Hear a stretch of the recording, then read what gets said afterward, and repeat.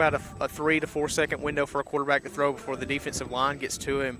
But that's the same goes for a cornerback or a safety. You only got about 3 or 4 seconds in coverage before they make a move. You get tired, and maybe they break back to the football.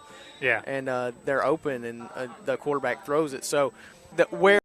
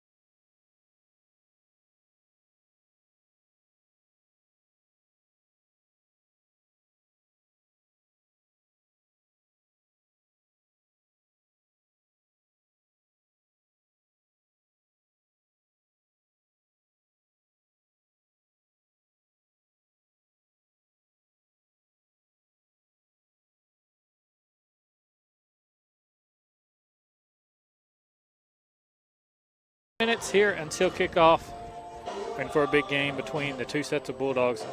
And we've talked about Wadley and Brantley. Let's talk about Hanley and Trinity. What does Hanley need to do to win tonight against the Wildcats of Trinity?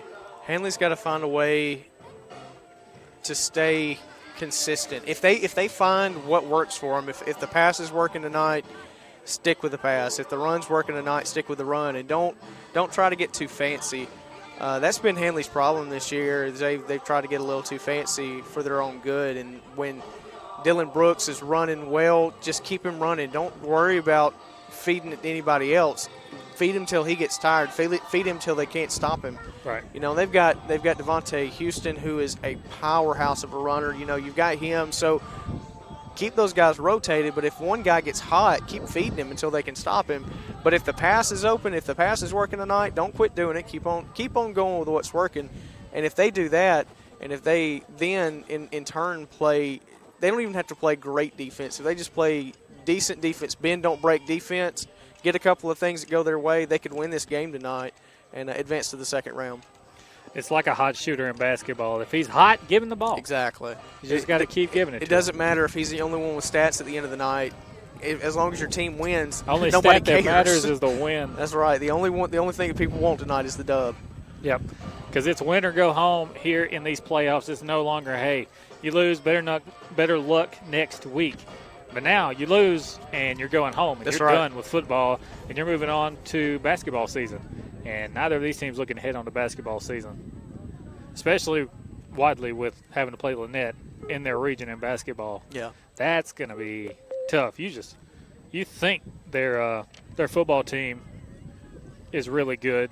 Just wait till you see their basketball team. 2 back-to-back state champions in Class 2A in basketball, and now they've dropped down to 1A. Yeah, man, they're good at football. They are nasty good at basketball. Yeah. So here come some of the captains for Brantley. Right now we're going to have the prayer and the national anthem. If they would, play the national anthem. If you would, please bow your heads. Dear Lord, Heavenly Father, Lord, we thank you for this beautiful day, Lord, this opportunity to come out here tonight and play this game of football. We ask you to look over these kids tonight, Lord, and keep them safe on the field, keep them safe in the schools. Let them be light to other people that look up to them, and let them be good Christian men and women when they're at school. We ask you to bless each person here tonight, Lord, each player, each fan, each cheerleader, the band members, the referees, and keep us all safe. Give us all traveling mercy on the way home, Lord. Keep us safe. Everybody return back to their homes. And most of all, we ask you to thank you for Jesus, your son, which died on that cross for our sins, and we just sinners. In Christ's name we pray. Amen.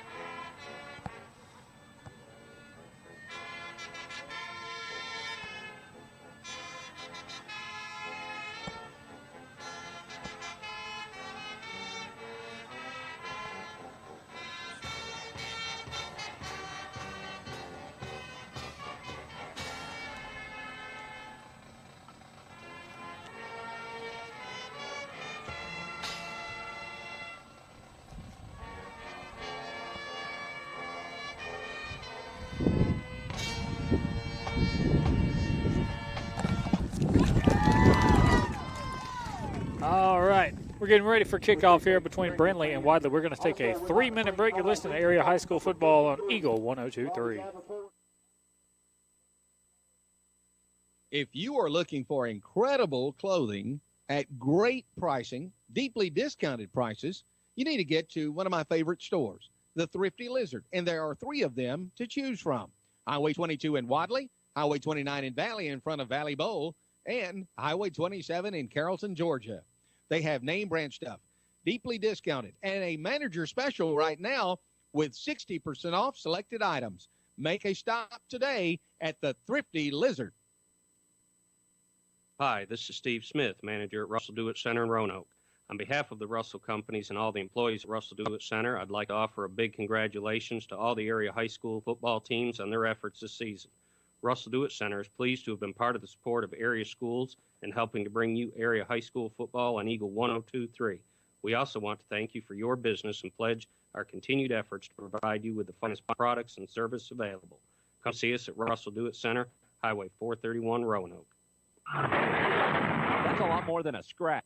So now what do? Well, you carry it to the Rexperts, Precision Auto Body in LaGrange. They are a color match specialist and will wow you with the quality of the job because they have a downdraft spray booth and the experts who know how to use it. So call and get a free estimate. They will handle the insurance company paperwork and fix your car so you're happy and back on the road. Call Precision Auto Body in LaGrange at 706-884-9292. That's 706-884-9292. Are you hungry for some good old Southern comfort food that is fresh and homemade? Well, the Abandoned Cafe and Bake Shop is where you need to be Monday through Friday from 6 a.m. to 2 p.m. and Saturday from 6 a.m. to 10:30 p.m.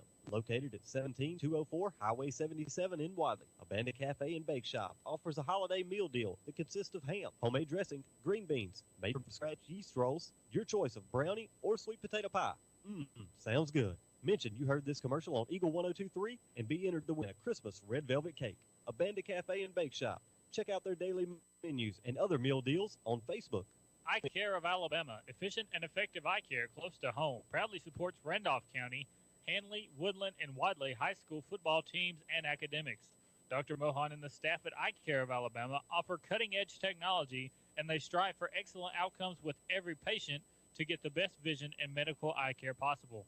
Protect your eyes and vision with regular eye exams. Care, credit, and most vision and medical insurances accepted. Eye Care of Alabama in Roanoke, Heflin, and Piedmont. Learn more about our services online on Facebook, Instagram, Twitter, and on our website. Call 844-480-2020. Go Teams! Start your children off with good dental care, and you and they will save money in the long run.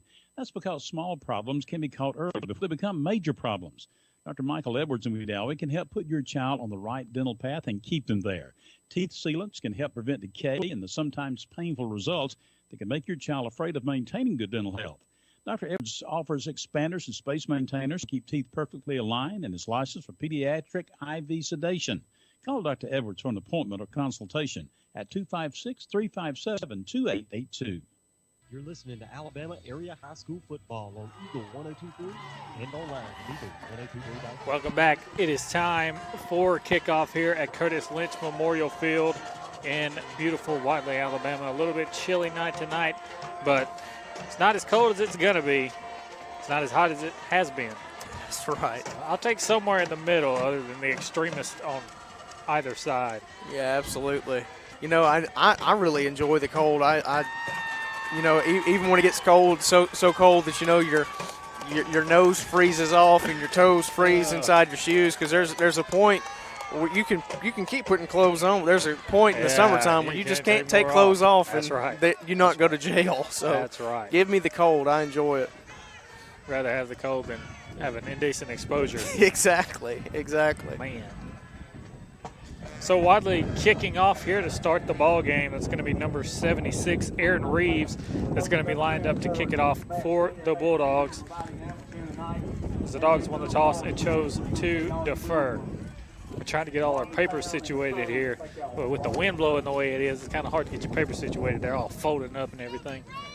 Back deep to receive for the Bulldogs of Brantley. That is number 23, Zeke Johnson. Or it says 24, Bryce Dunn probably. Can't really get the number down there. Wadley kicking off from our left to our right as we view it, kicking from the 40-yard line with their back to the field house, and they're facing the old gym and the hill on the opposite side of the field. So we're getting ready for Class 1A, round 1 of the state playoffs. The journey to Jordan-Hare Stadium starts here. And here we go. Reeves gets a beautiful end-over-end kick. It's fielded by Brantley. They're looking for a running lane to the near sideline. He runs into Kadarius Zachary, and Zachary takes him down at the 25-yard line. That was number 25 on the carry, Michael Booker. It's a good open field tackle by Kadarius Zachary. And we saw when we watched film a little bit earlier, Tucker Kilcrease, number 12, is going to be their quarterback. Pretty good quarterback. They're going to line up in the shotgun, and they're going to try to throw the ball. And that's exactly what they're kind of lining up in now, I do believe. Shotgun set, 2 receivers to the far side, 1 to the near side. Kilcrease fakes the handoff, throws a slant pattern, and that pass is complete up to the 34-yard line. That slant's hard to defend, especially when you do it where you throw it to the receiver on the run. It's always good for a good at least 5-yard gain. They got 7, 8 that time. Really good executed play. DeAndre Owens, the running back, beside Kilcrease in the backfield. He's looking back toward the sidelines. It's 2nd and 2 for the Bulldogs of Brantley. They're in the shotgun. 2 receivers to the far side, 1 to the near side. Owens, the handoff up the middle, looking for running room, and he runs into Chaz Harmon. Harmon takes him down, but not until he gets a first down up to the 40-yard line. So Brantley in 2 plays has gotten a first down. Yeah, that time Chaz Harmon stuck a mid out and grabbed him, but he went for a ride for a couple of yards as the ball carrier just got a first down. But that was a good tackle by Chaz Harmon. Brantley's got some beef on that offensive line. We talk about Wadley's line and how big they are. These boys from Brantley are cornbread big, as we call it. They'll throw a little curl route here, and it's caught. 45-yard line, that's where they'll take him down. That's number 25, Michael Booker. Just quick passes, get your quarterback in a rhythm, and that's exactly what they're doing here. Yeah, you can nickel and dime a defense to death and end up getting a touchdown that way, and that not only gets you first downs and could end up getting you points potentially, but that takes time off the field as well. Time off the clock as well. Shotgun set for Kilcrease. 2 receivers to the far side, 1 to the near side. And Kilcrease with the ball. He's going to throw a curl route, and it's caught. They'll take him down right at the line to gain. Looks like he's going to have another first down. Another beautifully executed curl pattern. Hard to defend in man coverage. So 1st and 10 now for the Bulldogs of Brantley from the Wadley 49. They'll be in the shotgun. 3 receivers to the far side, 1 to the near side. Kilcrease, the quarterback, his running back, number 35, Owens. And they'll flick the handoff to Owens, throw a slant pattern, wide open. There he goes down the field, and that is a Brantley touchdown. The slant pattern, and Booker has wheels on him. Man. And that right there is why I love the slant. Not only can it get you 8 yards at a time, and you can nickel and dime a defense, but it also, when called against the right defense, it can get a touchdown, especially when you have a guy speedy like that. So really good offensive play, and I'm liking this offensive play calling. Yep, 1 drive, 1 touchdown for the Bulldogs of Brantley. It didn't take them long, and they're getting it done. Now they're going to line up for the PAT. Number 57, Carson Jones lining up for the PAT. There's a snap to hold, and the kick is blocked by Elijah Beverly. So PAT is blocked at 6-0 Brantley with 10:03 left in the first quarter. We'll take a 30-second break. You're listening to Area High School Football on Eagle 102.3. Why choose Southern Union? Between working and family responsibilities, I thought I'd never be able to go to school. But Southern Union offered flexible schedules for both day and night courses. At Southern Union, I was able to take classes that gave me hands-on experience to aid in my future career. I really needed a calculus class, but couldn't fit calculus into my schedule this semester. so I went to Southern Union and it transferred back to my university. Keep going at Southern Union. Your journey has just begun. For more information, visit suscc.edu. You're listening to Alabama Area High School Football on Eagle 102.3 and online at eagle1023.com. Welcome back. Brantley getting ready to kick it off after they take the lead 6-0. Their drive took just under 2 minutes as there's 10:03 left in the first quarter. Brantley scored already. Wadley has yet to get the ball. Here's the kickoff from Brantley. This one, end-over-end kick, and it's going to sail out of bounds. That one's going to have a flag thrown on the play. Looks like they were trying to go for that high sideline kick to try to get the ball back. You know, it's good to catch a return team off guard. Kind of an onside kick per se is what it kind of looks like. Yeah. Because you can kick it right into the hands of one of your gunners coming down the near side. It's the 2016 Alabama right wedge Clemson. kick. Yeah. And what a guy to kick it to when you got Booker down here as your gunner on the near side. So you're kicking it right to him. He just got about a 60-yard touchdown pass. So that's the guy I'd want to kick it to. Absolutely. I don't know about them. Now they're going to line up. Jones, once again, he's going to line up to kick it off. He's kicking from his own 35, kicking from our right to our left as we see it. And he's lined up once again for that kind of side kick. And he kicks this one toward Jonathan Poole. It's going to bounce and be taken by Trevor Cameron. Cameron looking for running room. He cuts toward midfield, and he's still going. 45, 50, runs over a man, still running through guys at the 45 all the way down to the 43-yard line of Brantley. He just wouldn't go down. That's what you want to see from a guy on a return, especially in the playoff. You want to see running with purpose. And that was a determined run. He was pushing through, would not go down initially, broke about 3 or 4 tackles. Really good run. And that's a senior who doesn't want his career to be over. And Jonathan Poole starting at quarterback tonight. I saw Jonathan posted a picture on his Instagram this morning saying he was running the show tonight. So we'll see how he does running the show for the Wadley offense. They'll line up in that single wing set. 2 receivers to the far side. Jonathan under center. He takes a snap. He'll hand it off to Trevor Cameron over the far side. Cameron looking for running room, and they'll run him out of bounds. But he'll get a gain of 4 on the play, possibly 5. Yeah, you can't complain with that first down play. Trevor Cameron is a dynamic back, and when he gets to the edge, you just get ready to watch an electric play. So that Brantley defense better watch out, because if he gets any room, we already saw what he can do on a kick return. But if he gets any room on that edge, it's touchdown city. So it's 2nd and 6 now for the Bulldogs of Wadley. Poole will be the quarterback. Tommy Overton just got subbed in for Kadarius Zachary, so expect him to be in the backfield. They'll run a power I set with Tommy Overton and Caden Messer at fullback.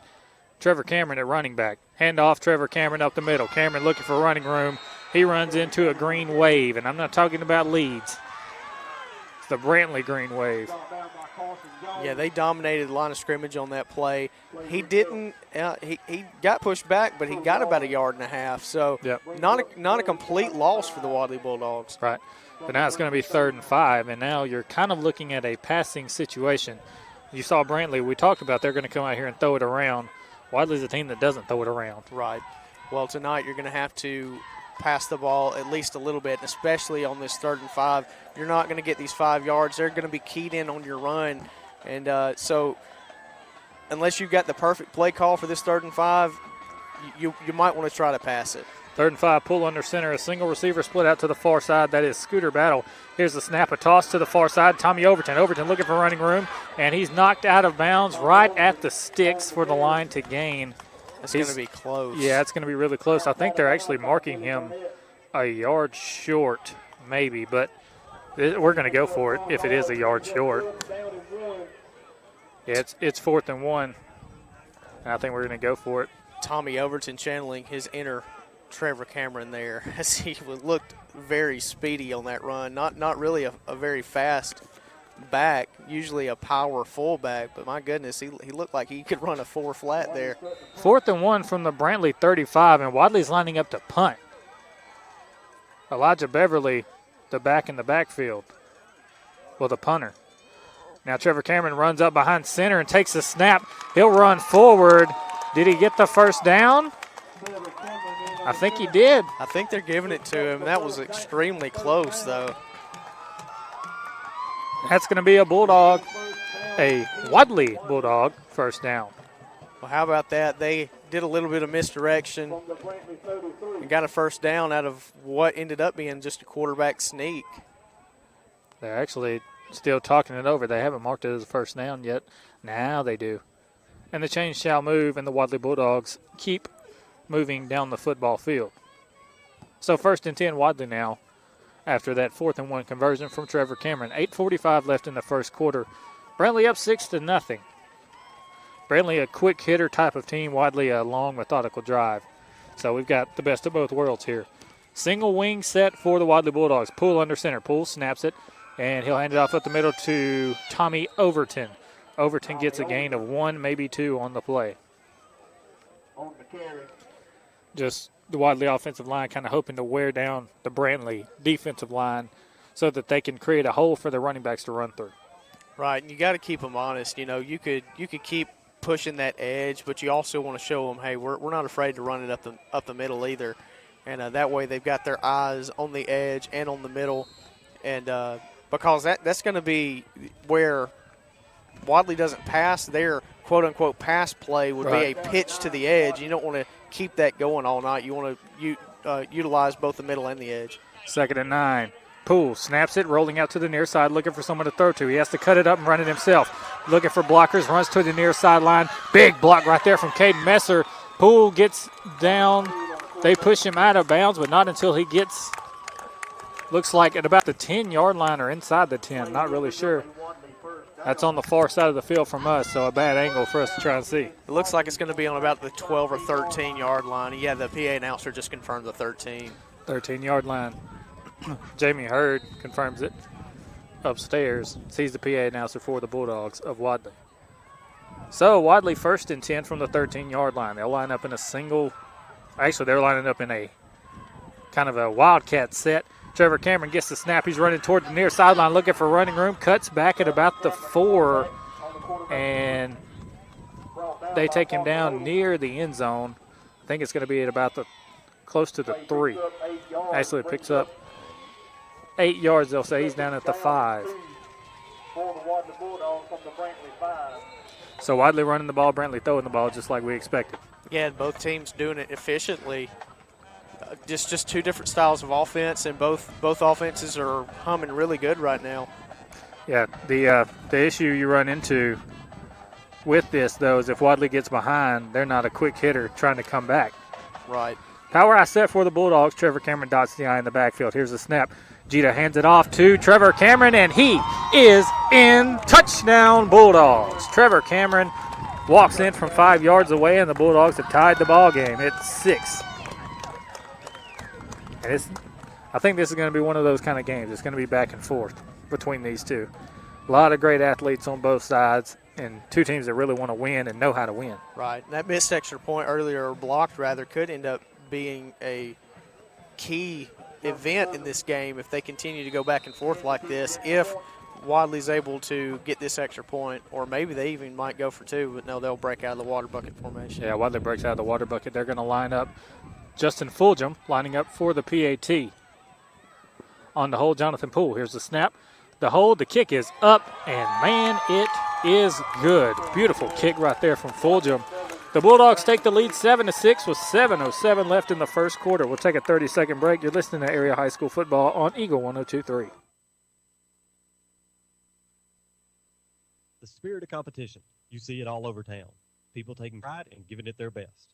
At Small Town Bank, they're happy to be there for you every day, making your life better and your community stronger, all striving to be their best. With 6 convenient, full-service locations open 6 days a week in Wedowee, Ranburne, Roanoke, Heflin, Carrollton, and Dallas, and a loan production office in Oxford. Small Town Bank is there when you need them most, helping develop and grow. That is the goal with Small Town Bank. Small Town Bank, an equal housing lender and member FDIC. You're listening to Alabama Area High School Football on Eagle 102.3. Welcome back. Aaron Reeves lining up to kick off as the Bulldogs of Wadley have scored, and they've taken the lead 7-6. Here's the kick from Aaron Reeves. It's going to be fielded by Booker at the 15-yard line. He's running toward the far sideline looking for running room. Beautiful coverage from the kickoff team of Wadley. And as someone, when you play kickoff, you have to stay in your lane. That is what the coach tells you. Right. Don't move out of your lane or he's going to run up your lane even though he may be on the other side of the field.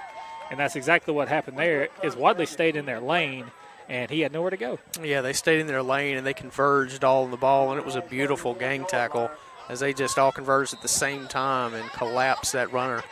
Gilcrease at quarterback. 2 receivers to the near side, 2 to the far side. Running back is 35, DeAndre Owens. Here's the snap.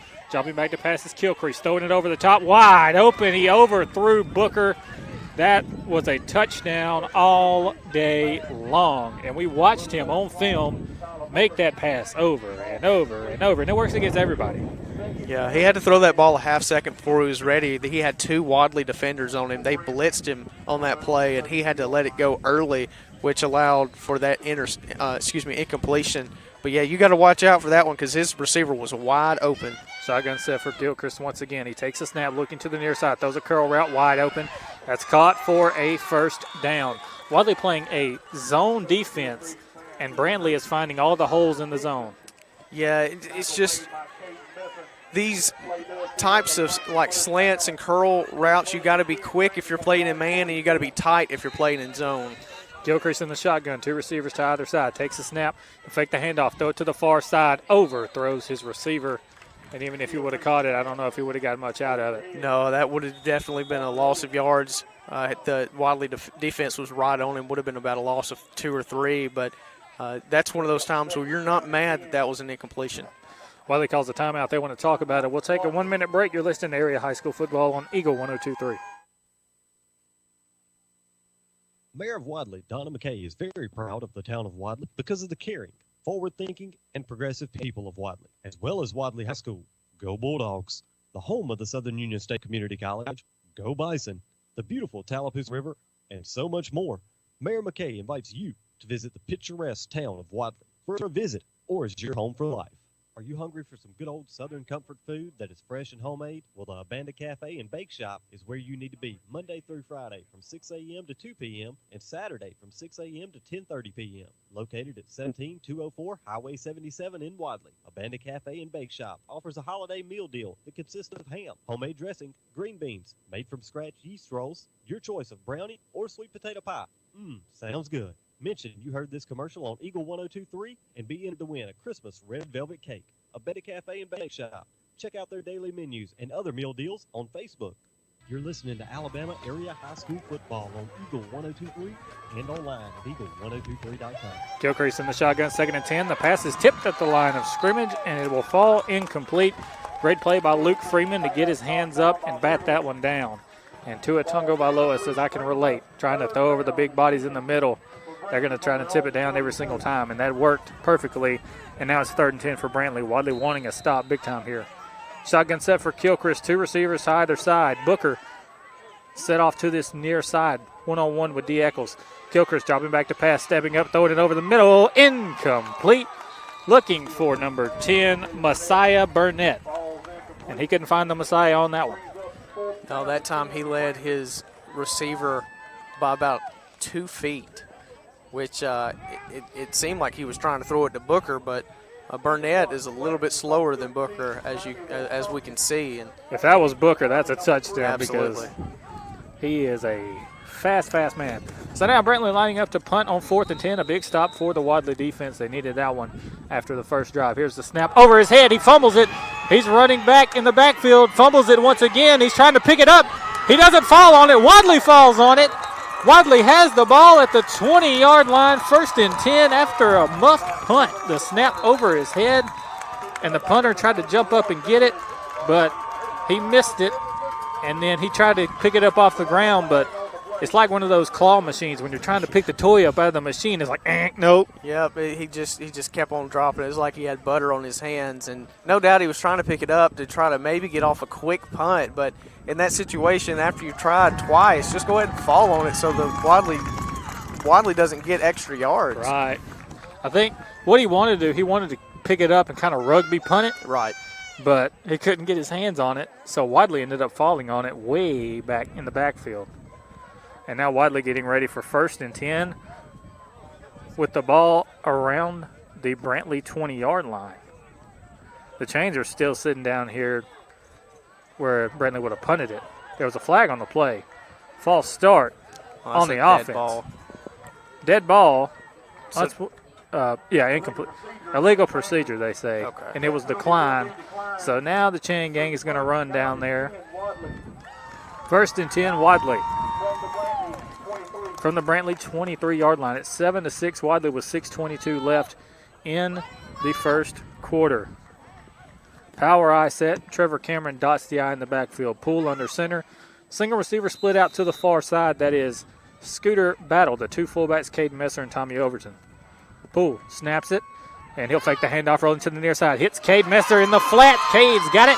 He spins around the would-be tackler and gets close to the 10-yard line, and that's the pass last week that he dropped. Yeah, tremendous concentration because he almost dropped it again, but he reeled it in. It's a really good catch. And going back to that previous play, that punt, the only thing that I can figure, Kyle, that penalty would be if it's an illegal formation would be, if it was a legal procedure, would be an illegal formation. Right. Because they had a weird little setup there on that punt. And that'd be the only one that wouldn't be a dead ball penalty as well. And Wadley gets a 1st 10 on that pass play. Yes, I said pass play. Yeah, First, how about that? 1st and 10, Wadley from the 12-yard line, so they can get another 1st down if they get down to the 2. They'll line up in the wing T set. Cade Messer, Trevor Cameron, the 2 wing backs. They'll bring Messer in motion to the near side. Triple option. And, what a play from Poole. He runs a bootleg, looking for blockers, jumps over his own man, runs over another guy at about the 4-yard line, and dives and is knocked down at the 3. It was a triple option to the near sideline, but he put his foot in the ground and said, nope, and just turned around and went all the way to the opposite side of the field. Ended up getting 9.5 yards. Yeah, you don't usually recommend a total reversal of the field when you are running a triple option because everybody and their mom is running to that side of the field. Yeah. So when you reverse field like that, you're all alone. But luckily for Poole, when he reversed field, he only had one man there, and he kind of juked him out. Single wing set for Wadley. Here's the snap, and there was a whistle blown before the snap. There was a whistle blown before the snap. They handed it off to Overton, and Overton got mauled by a few Brantley players, and they threw him down on the ground and knocked the ball out, saying they didn't hear the whistle. Timeout Wadley. We're going to take a 1-minute break. You're listening to Area High School Football on Eagle 102.3.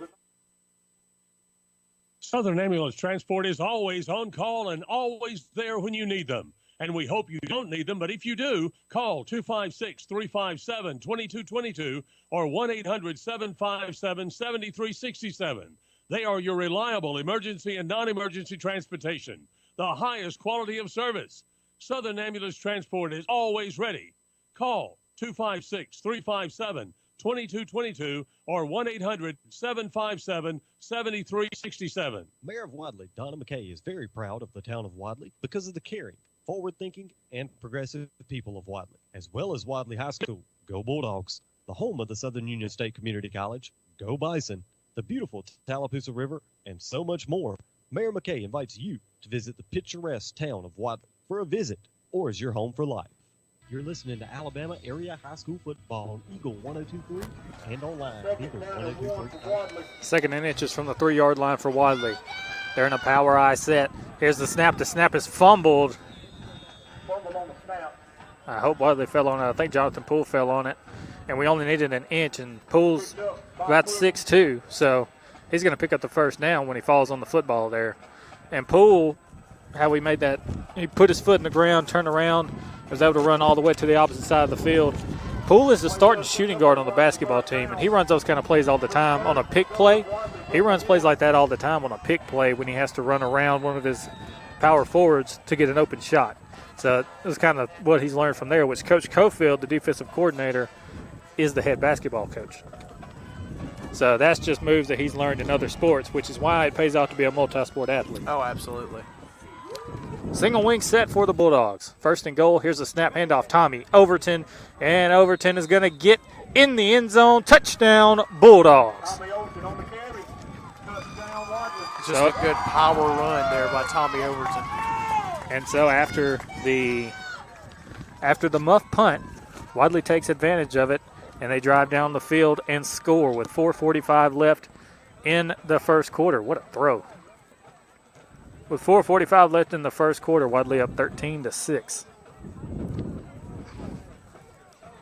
So now they'll line up in the water bucket set. Jonathan Poole, the quarterback in this as well. Now they'll line up for a PAT. Fulgham lining up for the PAT.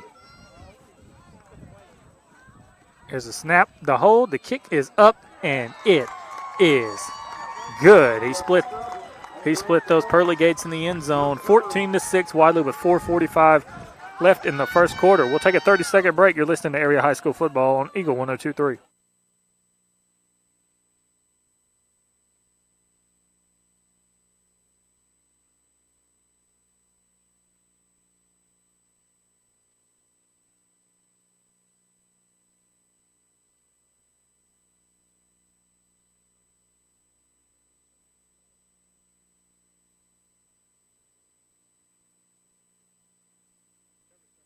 Hi, this is Steve Smith, manager at Russell Dewitt Center in Roanoke. On behalf of the Russell Companies and all the employees at Russell Dewitt Center, I'd like to offer a big congratulations to all the area high school football teams on their efforts this season. Russell Dewitt Center is pleased to have been part of the support of area schools and helping to bring you area high school football on Eagle 102.3. We also want to thank you for your business and pledge our continued efforts to provide you with the finest products and service available. Come see us at Russell Dewitt Center, Highway 431, Roanoke. You're listening to Alabama Area High School Football on Eagle 102.3 and online at Eagle102.3. Booker receives the kickoff from Wadley, looking for running room. Not going to find much. He's tackled around the 30-yard line. And the Wadley Bulldogs, 2 drives, 2 touchdowns, as they're up 14-6 on this potent Brantley offense with 4:36 left in the first quarter. And looking for another big defensive stop. They got a huge stop last time. Brantley, one of those teams that scores in bunches. Yeah, what allowed for that stop defensively last time was a tip pass, some overthrows, and pressure on the quarterback, and that's what you're going to have to rely on tonight. Gilcrease throwing a slant. Oh, big hit right there from Kadarius Zachary.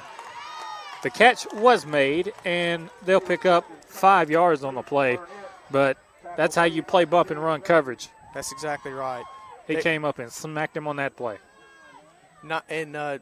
More times than not, that's going to cause a incompletion, and may even, if they end up catching it and make a football move, may end up leading to a fumble. Now here's a handoff up the middle. This is going backwards. Wadley makes him lose 2 yards on the play. That was 35, DeAndre Owens. Owens had nowhere to go on that play. And the two defenses for Wadley and Brantley, I talk about how Brantley loves to score a lot out of that kind of shotgun set. They average only giving up 13 points a game. Wadley averages giving up 10 points a game. So these are two of the top defenses in the class. Shotgun set. Gilchrist dropping back to pass. Rolling out to the near side. Throws it over the top. There's a man wide open. It's Booker. Booker's got it, and he's taken down at the 25-yard line. A busted coverage. Chaz Harmon saying, hey, where's my holding call at? As Chaz was coming from his defensive end spot, and he got thrown down there. Yeah, he definitely was held there, but the ref didn't see it. But you have to keep on your man. That was just a busted coverage, and somebody just kind of floated to the wrong place, and so you got to watch out for that. Shotgun set for Gilchrist. Takes the snap, hands it off. He fakes the handoff. He's running it up the middle himself, and he is hit. He gets a minimal gain there. Somebody lost a shoe in that. It was the quarterback. Knocked his shoe off. Talk about taking out their running gear. How about you take the guy's shoe? He's feeling awkward after that one. 2nd and 7 now for the Brantley Bulldogs. He's trying to get that tire back on, but it's yeah. He's got a flat tire on his left side. 3 minutes left in the first quarter. It's 14-6 Wadley over Brantley. Shotgun set, 2 receivers to the near side, 1 to the far side. Gilchrist throwing the slant. Oh! Beautiful defense. Once again, Kadarius Zachary. They're trying to pick on Kadarius, and Kadarius is the same guy that Story tried to pick on from Lynette with Triquez Bridges, who's an Oregon commit, but they didn't work for them either. Well, you can only run these tight little routes so much before a good defensive player figures out how to cover it. And so you're going to have to pick on somebody else because Kadarius Zachary has figured it out. Shotgun set, 2 receivers to the far side, 1 to the near side for Gilchrist. 3rd and 7. Snap, throws it over the middle. Incomplete. Beautiful defense. That one, D. Eccles on the coverage to pass a little bit behind him. And the reason why is because he had 4 red jerseys in his grill on that play.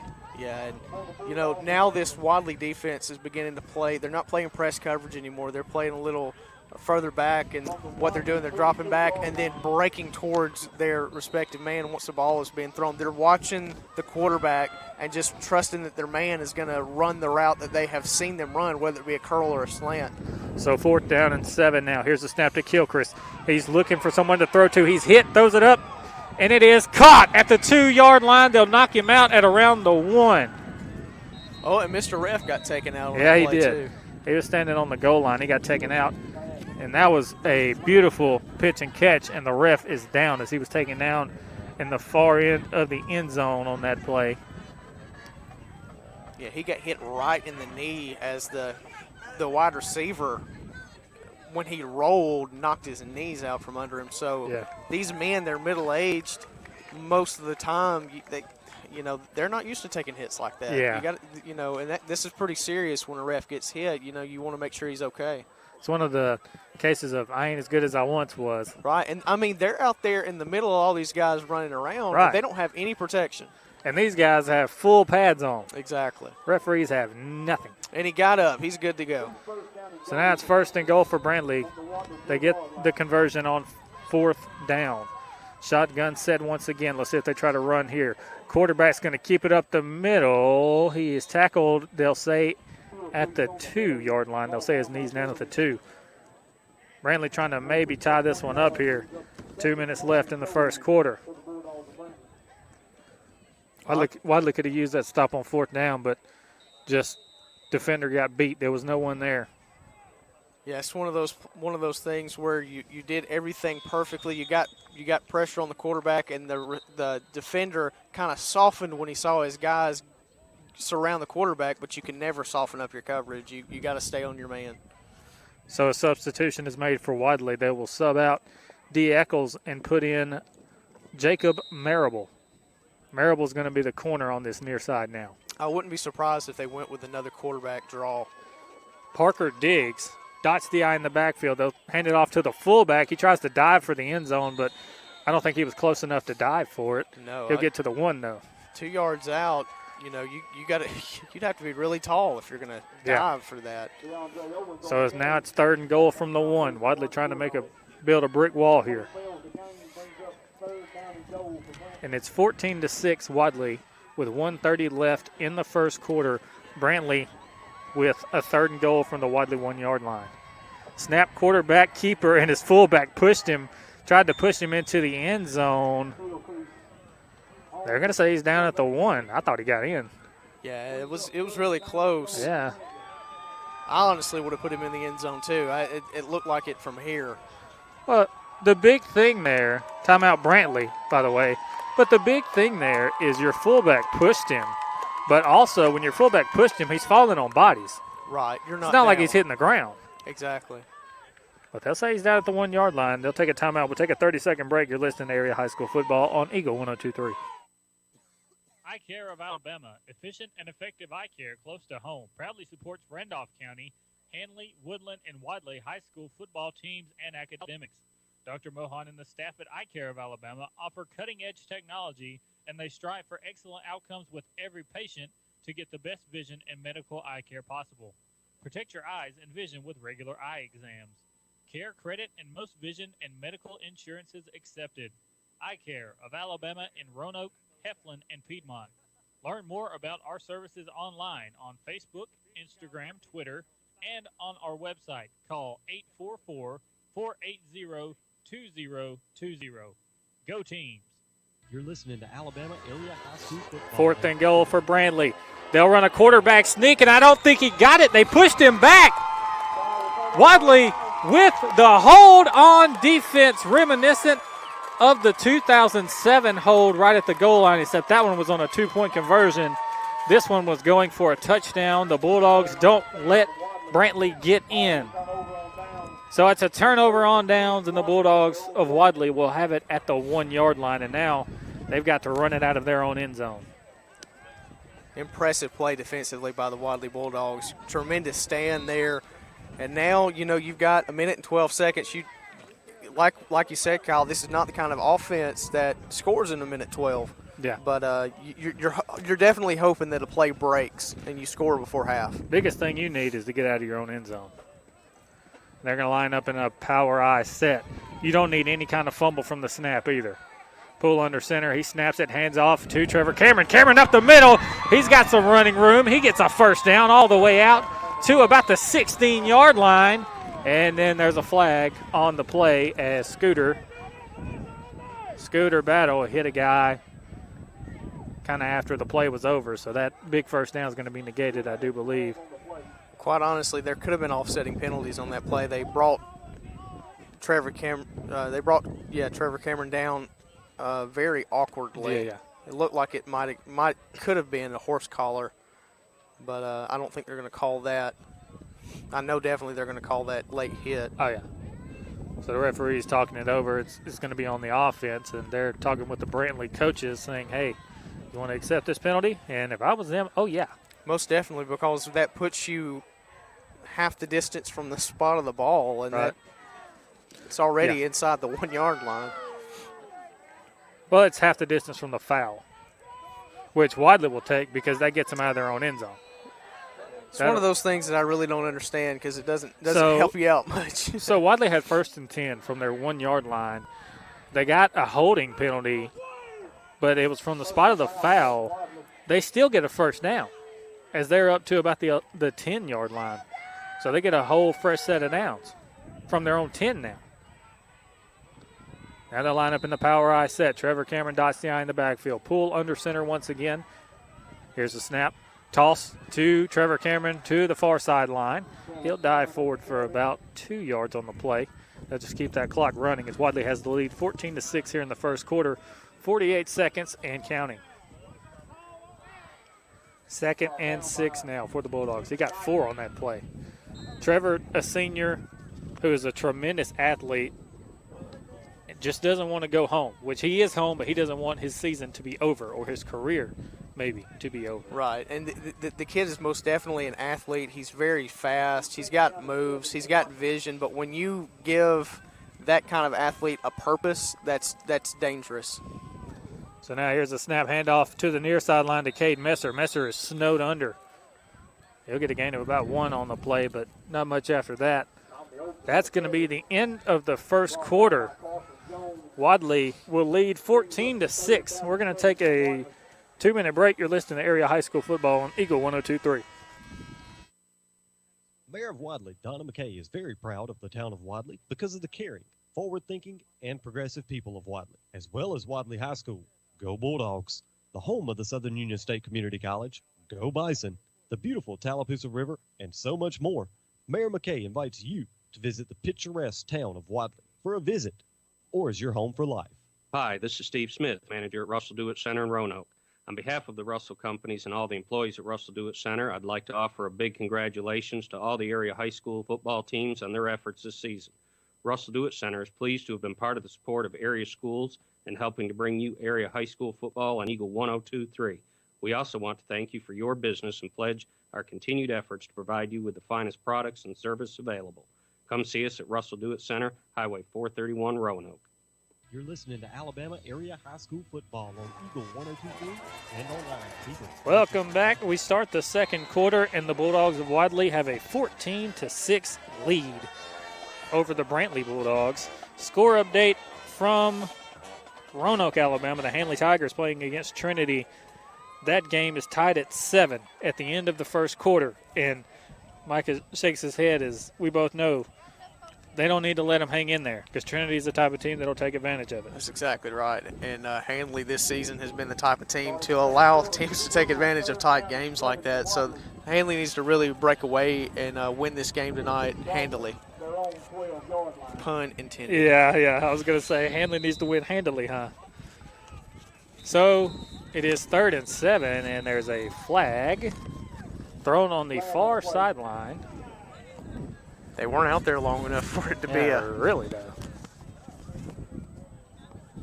Sideline warning on the Brantley sideline. I guess he was kind of too much in the referee's ear there. Yep. You get one warning and the next one's a penalty. Yeah, well, the referees have to be extremely tight on the sideline rules in the playoff.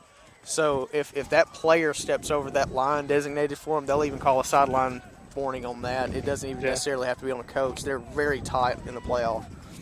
So now it's 3rd and 7, Wadley here to start the second quarter. Wadley 14, Brantley 6. Poole under center. He's got a single receiver lined up to the near side. 2 wings in the backfield. Now he'll split Cameron out to the far sideline. Poole snaps it, dropping back to pass, looking for Cameron. Throws a deep ball for Cameron. Man. Not even close. It wasn't even close, but that's about the prettiest overthrown ball I've seen since Jarrett Stidham. The tightest spiral, the longest ball that we've seen this season. That was beautiful. He launched that ball from his 10, and it landed on Brantley's 40. It was a regular Uncle Rico type of pass. That ball went about a quarter of a mile. Oh, I bet he could throw a football clear over those mountains over there. He probably clear over that old gym, I know. So now Elijah Beverly back deep to punt. Snap to Elijah. He gets it, and he gets a foot into this one. Gilchrist going back for it. The quarterback looking for running room to the far sideline. And he's hit and taken down at about the 35, and there's a flag on the play as a Wadley player a little slow to get up. That's Luke Freeman. But there's a flag on the play. We'll see what the call is against Brantley. He wanted to go route.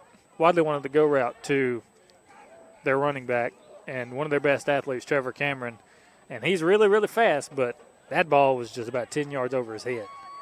That was beautifully thrown, though. Tight spiral to a tight pass, but just not accurate. So now the penalty on Brantley. That'll move him back to the 50-yard line. It's 1st and 10 Brantley from the 50. Gilchrist, the quarterback, once again. 2 receivers to the near side, 1 to the far side. Running back Owens off his left hip in the backfield. Here's a snap. Gilchrist dropping back. Throws it over the top, looking for a man that's wide open. Incomplete. Kadarius Zachary on the coverage. He was late, but he made it happen, and there's a flag on the field. That ball was underthrown. If that's thrown where it's supposed to be, that's a touchdown. Yeah, Wadley fans are unhappy because the Brantley coach ran out on the field and was barking at the referee. I'm not entirely sure what you could get as a penalty on that play. That was clean. Pass interference on the defense. You know why? Oh, please. You know why? Because the coach ran out and begged for it. Because he didn't turn his head. Oh, dear. That's in the rule book. He has to turn his head or else it's going to be a penalty. Yeah, you have to turn your head if you don't hit the receiver as he touches the ball. It was a tackle that broke up the pass. It's just, it's one of those. You got to. Okay, let me calm down a little bit. Yeah. It's one of those type plays, but the cornerback has to have his head turned and looking at the ball. Shotgun set, Gilchrist, 2 receivers to the far side. He'll fake the handoff, throw the slant, and this one is complete. D. Eccles almost knocked it away from Parker Driggers, but just couldn't make it happen. And now it's 2nd and 4 after the gain of 6 on that play. So Brantley looking at 2nd and 4 there in Wadley territory inside the 30 at about the 28-yard line. Shotgun set, 2 receivers to the near side, 1 to the far side. Gilchrist takes the snap, and he'll run it up the middle himself. Elijah Beverly all over it. Stops him in the backfield for a loss. That's why Elijah was has been one of our players of the week this year, the RMC player of the week a few weeks ago. And he could have won it multiple times. Yeah, and on that play, Elijah Beverly reminded me of that lady who was interviewed by the media. Not to do. Not gonna get up through this hole. Not to do. Not to do. So now it's 3rd and 6 for Brantley. They're in the shotgun. Kilchrist has 2 receivers to either side. He brings a man in motion. That's Driggers to the near side. Takes a snap, dropping back, looking over the right side. Throws it over the left. Big hit! Cade Messer. He may be the shortest guy on the field, but he's got the biggest heart of all of them. Yeah, he just ate Devin Booker. Well, not Devin Booker. He just ate Booker alive on that play. Cade Messer read that play like a cheap magazine. And what allowed for him to get such a lick on that receiver was the quarterback had to throw over the outstretched hand of the defender. So it had to go like a very high arcing pass to go over that arm, and Caden Messer just ate him up. And that was Chris Hodges, the defensive end, who was all in the quarterback's face, and he had to throw it over him. And Cade is a running back himself, so he's like, oh, I know this play. So he saw it all day.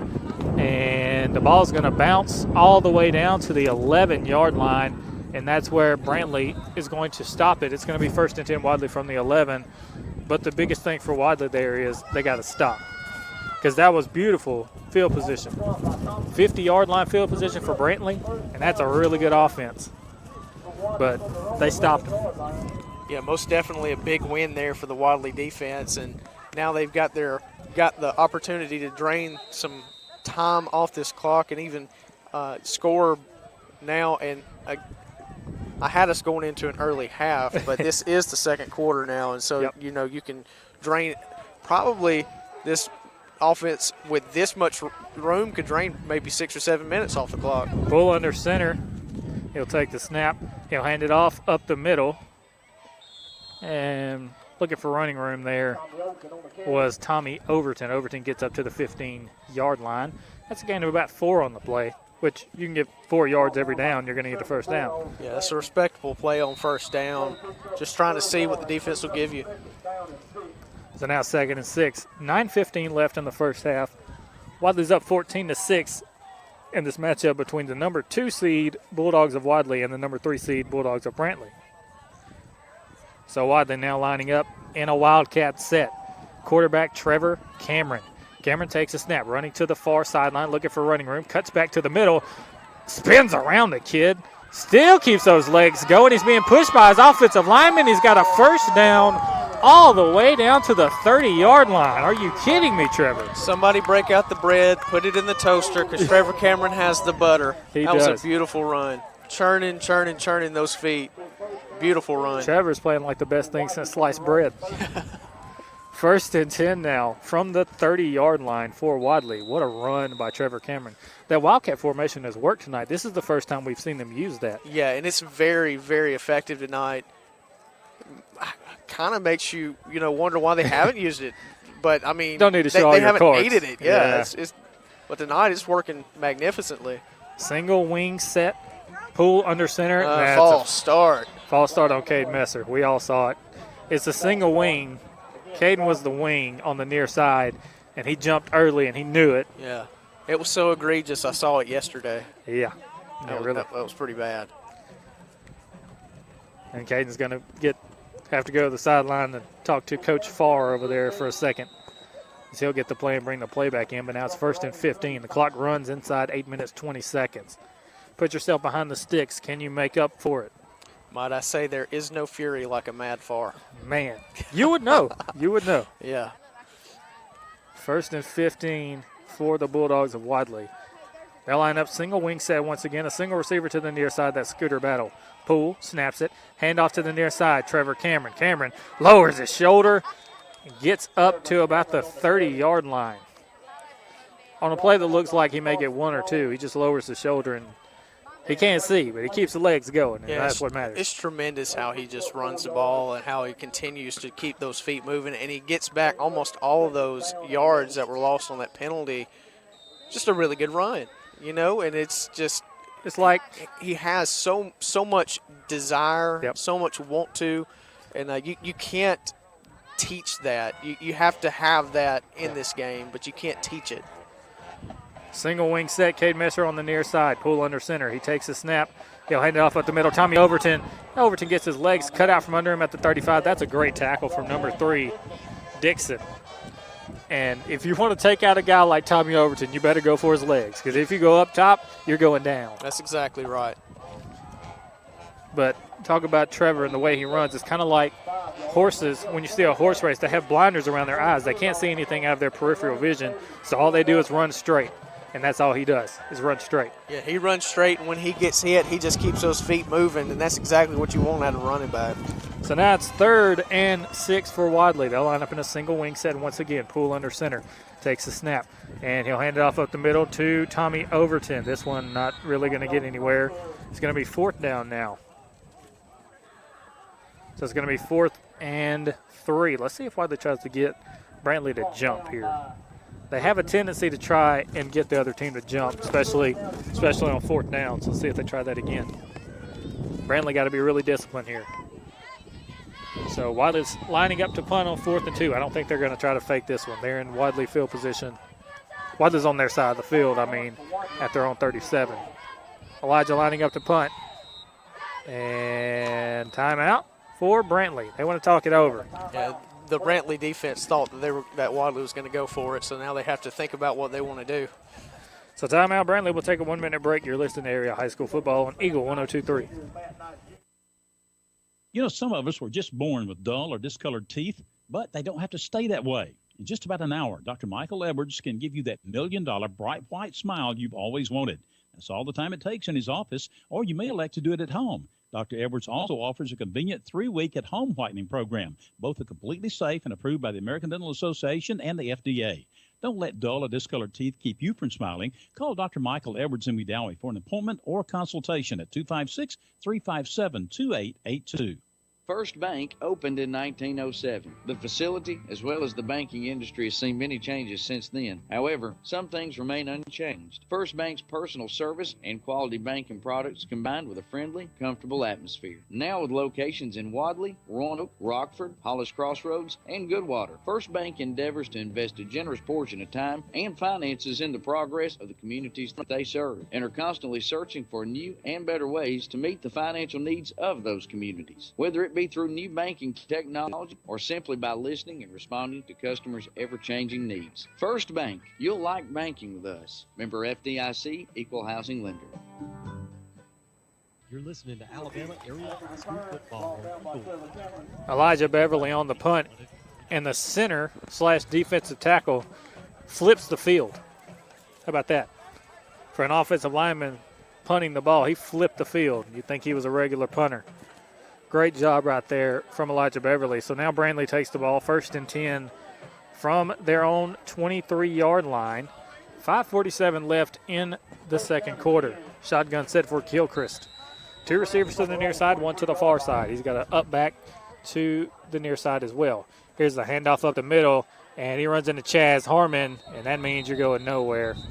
Yeah, Chaz Harmon stood him up, and it didn't matter how much he turned his legs at that point. Chaz had him high, and he wasn't going anywhere. So now make it 2nd and 9. He gets 1 yard out of that. Make it 2nd and 9 now for the Brantley Bulldogs. Gilchrist in the shotgun. 2 receivers to the near side, 2 to the far side as well. He's looking toward the near side. He's got the guy in the slot has a lot of soft coverage. And that's who he's looking for on a screen pass. Throws it in the slot, and he is tackled at about the 30-yard line. Wadley could have got him a long time before that, but misread right there from Garrett Masters on the play. He was playing man coverage, but he was playing real soft and about 10 yards off from his receiver. And when he went for the tackle, he chose the wrong lane. He went left instead of right. Yeah, he was playing in a safety position and man up of the receiver. Now he's playing man, but he'll play press, a closer style of coverage now. Shotgun set, 2 receivers to either side. 3rd and short. Gilchrist dropping back to pass. He's sacked in the backfield. Chaz Harmon and Chris Hodges all over that one. Yeah, you're not going to have success as a quarterback if you have 1.5 seconds to get the ball off. That was tremendous defense by the Wadley Bulldogs. And that's what you got to do. If you're Wadley, you've got to get pressure on that quarterback, because if you let him sit back there all day long and throw it, he's going to kill you. Yeah, we've seen already that he can find somebody. Even if nobody's open, he's going to find somebody. And when that coverage begins to break down, there's eventually going to be somebody open, and he's going to find them.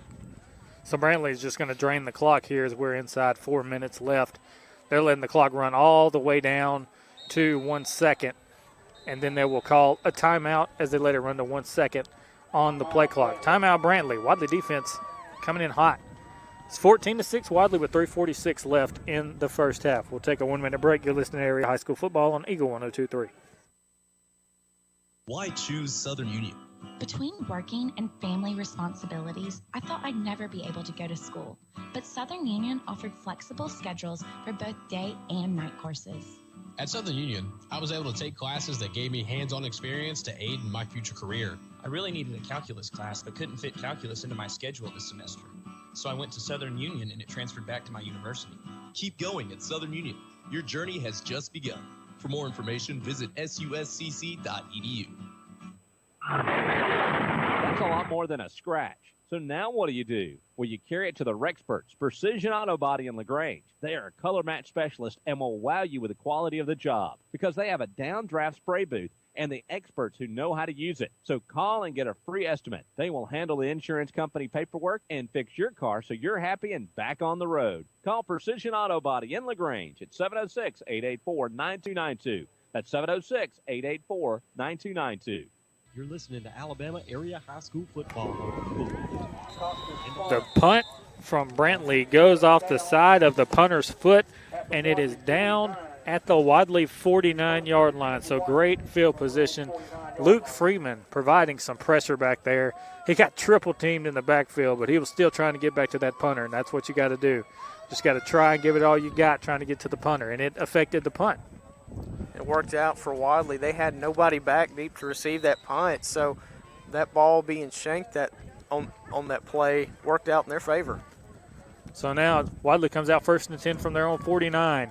Poole in the power I set. Trevor Cameron dots behind the backfield. 3:33 left in the first half. Here's the snap. Jonathan dropping back to pass, looking over the top, throws long, and this one is way incomplete once again, way overthrown. And that's Booker on the coverage, and he was booking it down the sideline. He almost intercepted that. Flag on the play. I see you pointing at it. It's a flag at the 49-yard line, and it's going to be against Wadley, I think. That's where they're pointing. Yeah, they're backing up. It's going to be a hold. Yep. So holding on the Wadley offense. Kadarius Zachary gets subbed in for Tommy Overton now.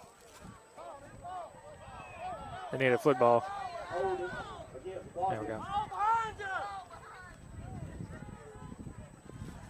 3:25 left in the first half. Wadley's up 14-6. They're trying to extend the lead before halftime. Wadley won the toss, chose to defer, so they'll get the ball to start the second half. It would be great if they could get in the end zone on this drive. So a single wing set to the near side. Trevor Cameron, the back in the backfield. Two receivers to the far side. And they almost brought two men in motion at the same time. Cade Messer gets the handoff, and Messer gets up to the 45-yard line. And, yeah, there's the flags. It's because you had two guys moving at the same time. That's why there's two flags on the play. Illegal shift. Kadarius Zachary and Cade Messer both went in motion at the same time, and you can't do that. Yeah, no doubt that was definitely a flag. It deserved a flag. You can't do that, but that was pretty late. Yeah. So now it's 1st and forever. This one, they're going to start this one from the Wadley Bridge and try to run it all the way to the school to get a first down. Folks from Wadley, you know what I'm talking about. 1st and 25 officially. 3 minutes left in the first half. Wadley up 14-6. Now they're probably going to try to run the ball now. Trinity 14, Handley 7. It's an update of that score in the second quarter. Shotgun set for Poole. He'll hand it off up the middle. Trevor Cameron looking for running room. Keeps those legs going. And they'll take him down at about the 42. But there's a flag on the opposite side of the field again. False start. False start on the offense. And Wadley fans are not happy. It was 1st and 25, and now it's going to be 1st and 30. Ball start on the offense. Coach Farr wants an explanation. This is going to be one of those kind of drives that you can only recover from in a video game. Yeah, really. And you can have a mobile quarterback and let him run all the way for about 30 yards and not get touched. So 1st and 30 now, 2:30 left in the first half. They line up in a power eye set. Trevor Cameron Dacia in the backfield. Here's a snap. Handoff Trevor up the middle. They hit his leg, and they finally bring him down as they twist his ankle at the 34-yard line. So now it's going to be 2nd and long. Would be a really good first down run if that was just a regular 1st and 10. Yeah. 1st and 30. Very true. Very true. 1st and 30, not so much. 2 minutes left in the half. Wadley's just going to, if they keep running it like this, they're going to get close to running the clock out pretty much. Yeah. At this point, you just want to just keep getting penalties and let the clock run out. Yeah. That's the only thing about penalties is you keep the clock going. Trevor gained 5 yards on that last play. Now it's 2nd and 25. They'll line up in a power eye set. Trevor dots the eye in the backfield. 4 seconds on the play clock. Jonathan snaps it. Handoff up the middle to Tommy Overton, and he goes nowhere. They throw the beanbag like he fumbled it, but he didn't fumble the football. Clock still running, 1:25 left. It's 3rd and 25. They're going to get real close to running the clock out. They might just be able to run it all the way out. Yeah, it'll be really close. It's going to be interesting to see if Brantley wants to use a timeout. I think they have one left. Yeah, I was wondering if they have a timeout left. 1 minute left in the quarter. 20 seconds on the play clock still. It's 14-6 Wadley here in the first half. Power eye set. Trevor Cameron dots the eye in the backfield. Poole under center, takes the snap. Handoff to Trevor up the middle. Trevor gets by one man, gets tripped up by the second one, and gets knocked down on the ground. They'll take him down at the 39-yard line. These fans want to make up for those penalties. They're calling ghost penalties, trying to make up for it. Yeah. But the penalties aren't there for them to make up these yards. And now it's about 27 seconds left in this half. 25 seconds left, and they just started the play clock. The game clock is 1 second faster than the play clock, so Wadley doesn't have to run a play. It's halftime because it's a whole second ahead. And Brantley heading toward the old gym, the weight room in the old gym. It would be hysterical to me if the teams begin to run off the field and then Wadley would have run a play. Play? Yeah. That would be great. It'd be a Stanford, what was it, Stanford Cal situation where they had the band on the field? Yeah. Yeah, be that kind of situation. So it's halftime here. Wadley 14, Brantley 6. We'll take a 3-minute break. You're listening to Area High School Football on Eagle 102.3. Eye Care of Alabama, efficient and effective eye care close to home, proudly supports Randolph County, Hanley, Woodland, and Wadley high school football teams and academics.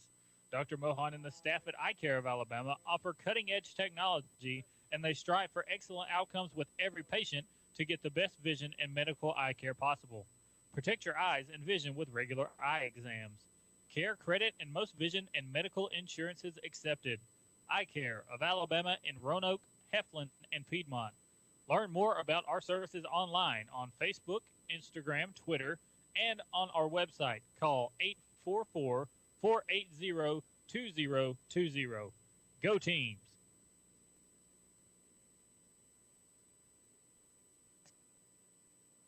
Start your children off with good dental care, and you and they will save money in the long run. That's because small problems can be caught early before they become major problems. Dr. Michael Edwards in Wadley can help put your child on the right dental path and keep them there. Teeth sealants can help prevent decay and the sometimes painful results that can make your child afraid of maintaining good dental health. Dr. Edwards offers expanders and space maintainers to keep teeth perfectly aligned and is licensed for pediatric IV sedation. Call Dr. Edwards for an appointment or consultation at 256-357-2882. If you are looking for incredible clothing at great pricing, deeply discounted prices, you need to get to one of my favorite stores, the Thrifty Lizard, and there are 3 of them to choose from. Highway 22 in Wadley, Highway 29 in Valley in front of Valley Bowl, and Highway 27 in Carrollton, Georgia. They have name brand stuff, deeply discounted, and a manager special right now with 60% off selected items. Make a stop today at the Thrifty Lizard. The spirit of competition. You see it all over town. People taking pride and giving it their best. At Small Town Bank, they're happy to be there for you every day, making your life better and your community stronger, all striving to be their best. With 6 convenient, full-service locations open 6 days a week in Wedowee, Ranburne, Roanoke, Heflin, Carrollton, and Dallas, and a loan production office in Oxford. Small Town Bank is there when you need them most, helping develop and grow. That is the goal with Small Town Bank. Small Town Bank, an equal housing lender and member FDIC. You know, some of us were just born with dull or discolored teeth, but they don't have to stay that way. In just about an hour, Dr. Michael Edwards can give you that $1 million bright white smile you've always wanted. That's all the time it takes in his office, or you may elect to do it at home. Dr. Edwards also offers a convenient 3-week at-home whitening program. Both are completely safe and approved by the American Dental Association and the FDA. Don't let dull or discolored teeth keep you from smiling. Call Dr. Michael Edwards in Wedowee for an appointment or consultation at 256-357-2882. Southern Ambulance Transport is always on call and always there when you need them. And we hope you don't need them, but if you do, call 256-357-2222 or 1-800-757-7367. They are your reliable emergency and non-emergency transportation, the highest quality of service. Southern Ambulance Transport is always ready. Call 256-357-2222 or 1-800-757-7367. You're listening to Alabama Area High School Football on Eagle 102.3 and online at eagle1023.com. Welcome back. We're here at halftime, 14-6. Wadley on top of the Brantley Bulldogs. And how did we get here? Well, we saw this Brantley offense break out very quickly with some really good pass plays. And on a really long slant completion, they ended up scoring on their first drive, got into the end zone, and then a blocked field goal allowed for a 6-0 ball game. Wadley then responded. They got the ball, and on a really good methodical drive, they ran the ball down the field and got into the end zone, running the ball. Trevor Cameron was the horse on that drive as he got down the field, and that horse pulled that buggy. Yeah, he pulled the buggy for sure, and he got into the end zone. They got the extra point, went up 7-6. Then with some really good defense by both sides, there were a couple of drives where neither team scored, but then Wadley pulled away with some more good running, and now some on this drive, some passing. They threw the ball well. They were in good field position because of a fumble. They threw the ball, passed the ball, got into the end zone, went up 14-6, and then with good defense, we ended the half 14-6. No team scored after that. So here we sit at halftime, Wadley up by 8 points, and looking like they're the better ball team and proving it in the first half. And all the scoring came in the first quarter. Nothing happened in the second quarter. And Brantley, it came on your first drive. After that, nothing. The second drive, the third drive, they had some people open. Second drive, they missed the people they had open. The third one, they just got stopped. Yeah, and Brantley showed promise on their first drive. They were throwing slant routes, and they were throwing curl routes, and they were throwing hitch routes. And it looked like Danger Will Roberts.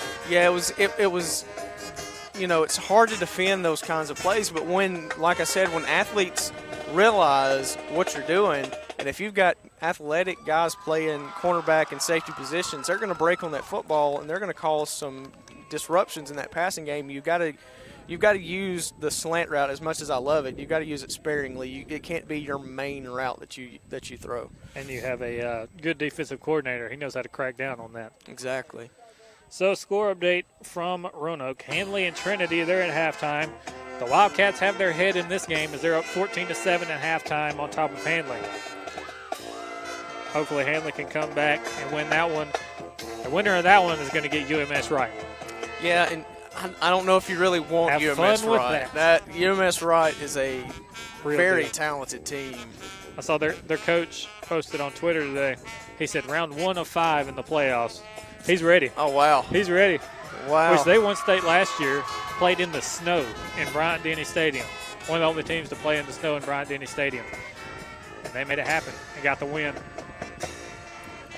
Randolph County, I figured they would win big. Randolph County's up 32-0 with 5 minutes left in the first half. Randolph County probably playing Geraldine next week on the road, and we'll be there for that one. Is Randolph County a 2 seed? Randolph County a 2 seed, Wadley a 2 seed, Hanley a 2 seed, Clay Central a 2 seed, Ramburn a 2 seed. 5 teams in this area, every single one of them all number 2 seeds. So that means every single one of them gets a home game in round 1. But that means they all got to travel in round 2. Yeah, it's one of those things where, you like making it to the playoff, but you really, really, really hope that you can get that first seeding because you don't want to travel all the way from here to Mobile.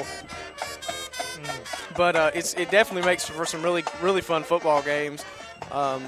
We've talked about this game in particular a couple of times, but when I was in high school, Hanley played UMS Wright and ended up beating them 13-10. But that game, Hanley brought more fans than UMS Wright had, and it was about a 4.5-hour drive for us.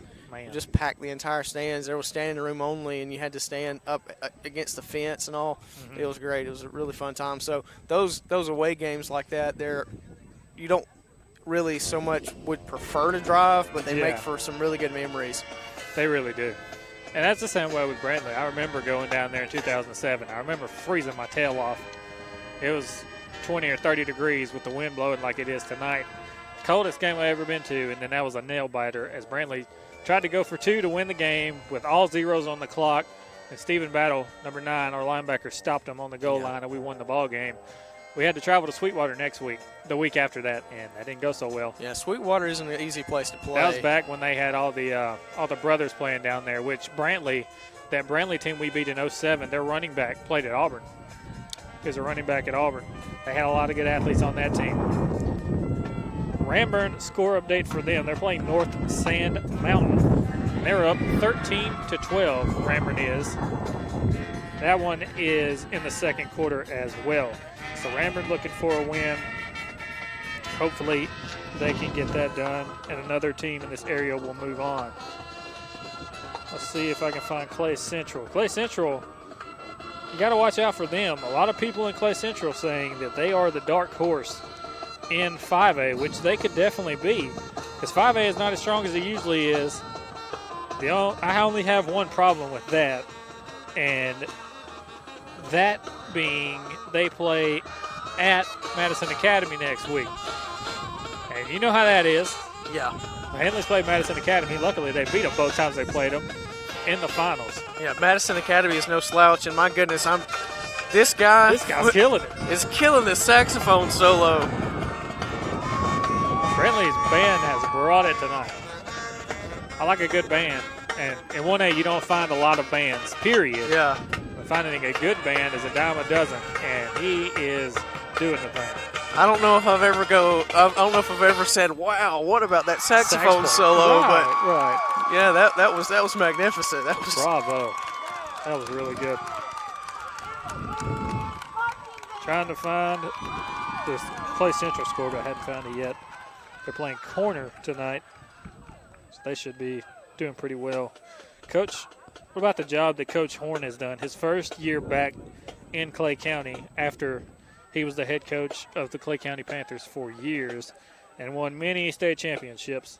Now he's back. They're the 2 seed in the playoffs, and they're a dark horse to win the title.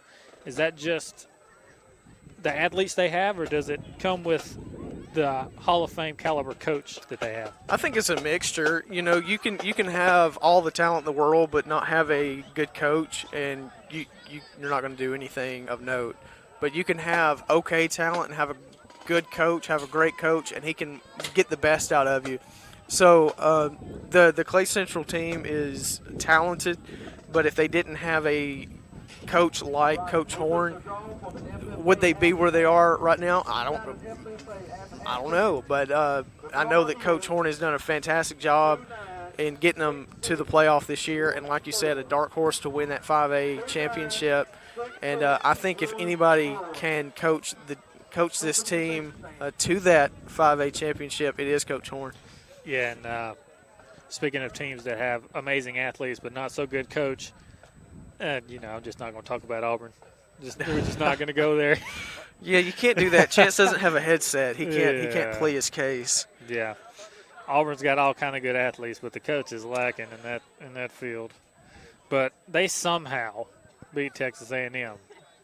You can thank Kellen Mond for that because he gave it to you multiple times. That was a good win by the Auburn Tigers. I'll give them their due. They really played a pretty good game and allowed Kellen Mond's mistakes to work out in their favor.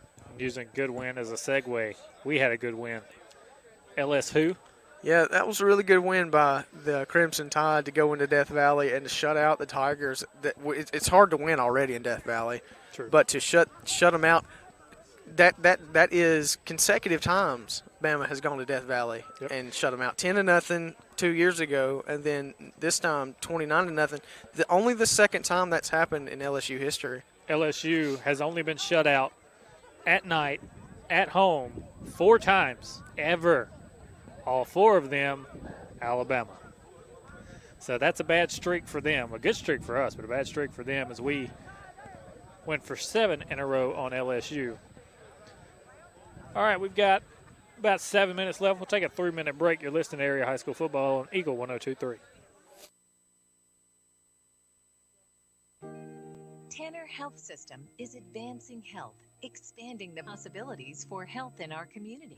From allergists to urologists, we're everywhere you are, when and where you need us most. Brought to you by the brilliant minds that are making exceptional health possible in our community. We know it takes much more than medicine. It takes medicine beyond measure. Call 770-214-CARE or learn more at tanner.org. If you are looking for incredible clothing at great pricing, deeply discounted prices, you need to get to one of my favorite stores, the Thrifty Lizard, and there are 3 of them to choose from. Highway 22 in Wadley, Highway 29 in Valley in front of Valley Bowl, and Highway 27 in Carrollton, Georgia. They have name brand stuff, deeply discounted, and a manager special right now with 60% off selected items. Make a stop today at the Thrifty Lizard. Are you hungry for some good old Southern comfort food that is fresh and homemade? Well, the Abanda Cafe and Bake Shop is where you need to be Monday through Friday from 6 a.m. to 2 p.m. and Saturday from 6 a.m. to 10:30 p.m. Located at 17204 Highway 77 in Wadley, Abanda Cafe and Bake Shop offers a holiday meal deal that consists of ham, homemade dressing, green beans, made from scratch yeast rolls, your choice of brownie or sweet potato pie. Sounds good. Mention you heard this commercial on Eagle 102.3 and be entered to win a Christmas red velvet cake. Abanda Cafe and Bake Shop. Check out their daily menus and other meal deals on Facebook. Why choose Southern Union? Between working and family responsibilities, I thought I'd never be able to go to school. But Southern Union offered flexible schedules for both day and night courses. At Southern Union, I was able to take classes that gave me hands-on experience to aid in my future career. I really needed a calculus class, but couldn't fit calculus into my schedule this semester. So I went to Southern Union, and it transferred back to my university. Keep going at Southern Union. Your journey has just begun. For more information, visit suscc.edu.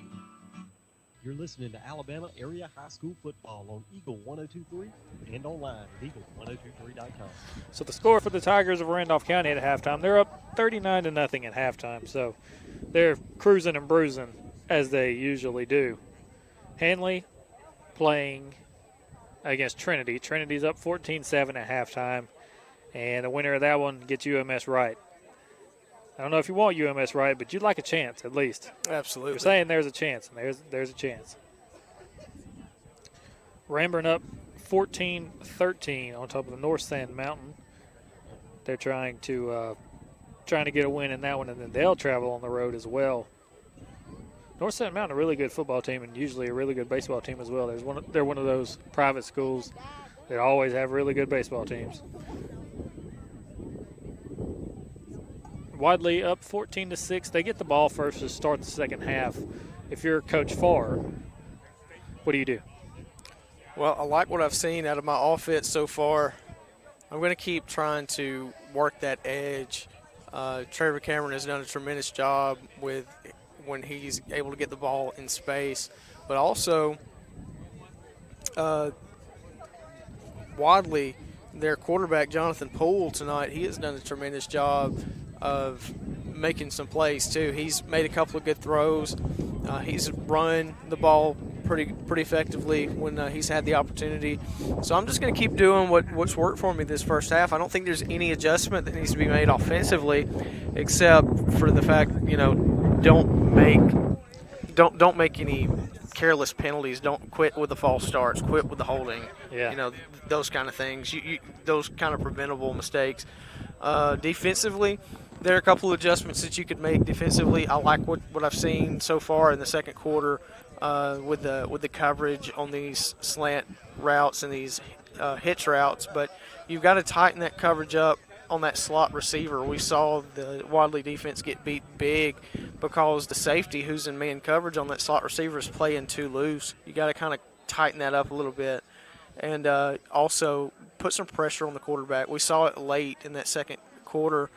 They were able to get to the quarterback within 3 seconds, but you got to do that every play. You've got to get pressure on the quarterback and make him throw the ball early or sack him where he can't throw the ball at all.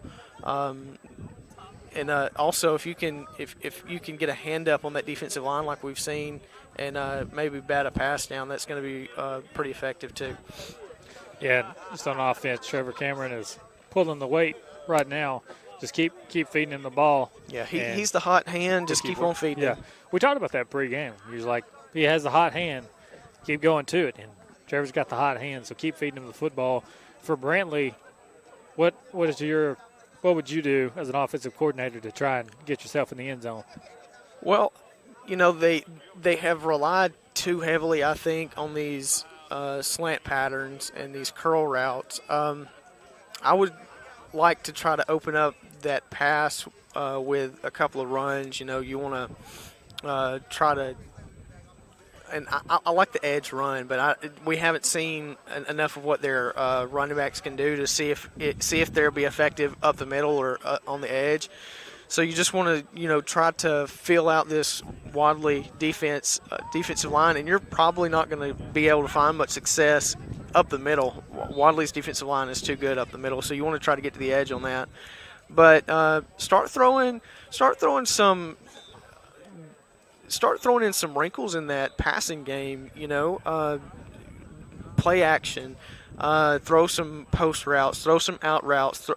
Do the bootleg that we've seen work so effectively this season, where you do a bootleg and throw it into the flat to your fullback or to a halfback. Throw some screens, Especially when you got Booker. Exactly. Booker is so fast. What could you do with a halfback screen when you see that the defense is beginning to blitz because they expect these slants? They expect you to throw it deep. What would a slant do? It would probably end up in a big gain. Yeah. If not, maybe even a touchdown. And so, you've got to just play with different types of patterns. If you're going to pass the ball, which they've shown that they're going to do, and that's their go-to thing, you've got to mix it up. You can't go with the same play out of the same formation every time.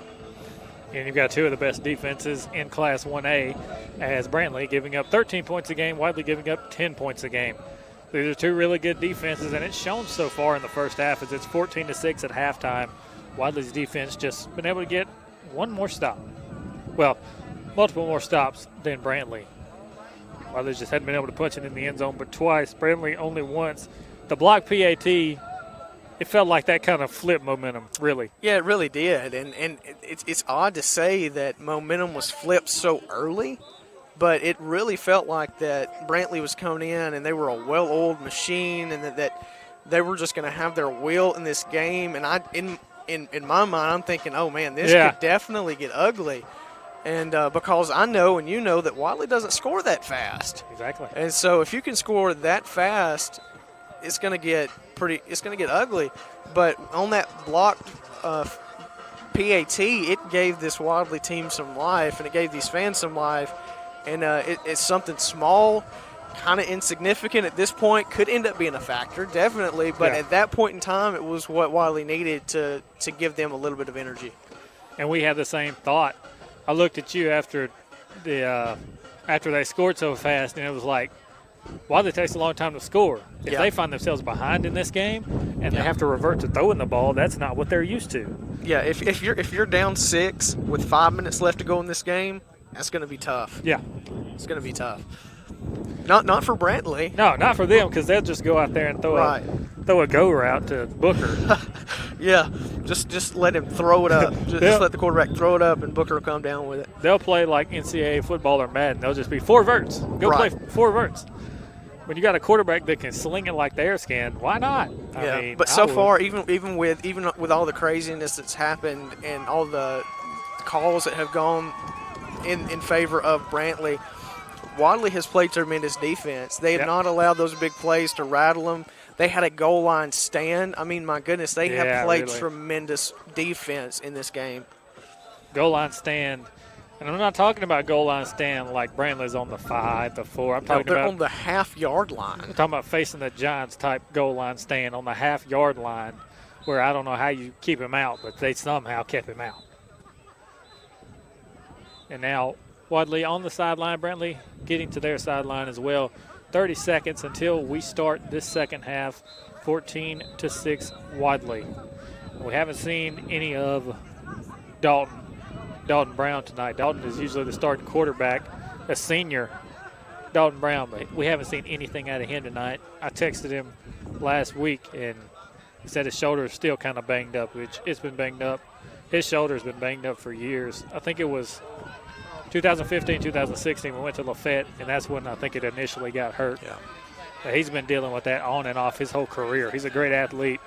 Just been dealing with shoulder issues his whole career. And I can relate to that not with the shoulder, but with the knee. It still hurts when you get out, too. When it gets cold, you're going to feel it. Well, Jonathan Poole has done a great job as the playing quarterback tonight, even though it's not his even though he's not usually he's usually the starting receiver. Yeah, he's done a really good job in that role. He's made some really pretty overthrown balls. Yeah, really. But he's done a really good job of, managing the game, and that's really what you kind of want, especially when you are a run-first offense. You just want your quarterback to be a game manager. That's the thing, though. when we were in high school, when Jonathan played JV, he was start quarterback on the JV team. He came out here on the field one day and just threw like a 70-yard pass in the air, and we're like, wow. Yeah. He's got arm talent. It's just you got to put the accuracy with the arm strength, because he's got the arm strength. There's no doubt about that. He's always had the arm strength. Yeah. He's had it since JV. And, speaking of arm strength really quick before this third quarter gets started, these referees have crazy arm strength when they throw the ball underhanded. I would love to see some referee games like Olympics, referee Olympics. Oh, man. And here's the kick. A little end-over-end kick. It's fielded by Wadley, bringing it back to the near sideline, looking for room. That's Jonathan Poole. Poole's getting dragged down from behind. He's going to flip the field again. Oh, big hit right there from Chris Hodges. That's going to be a flag. They called a flag on that.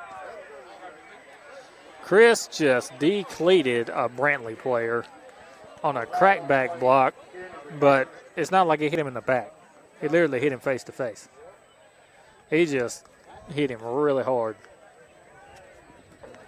There's a lot of flags tonight. A lot of flags.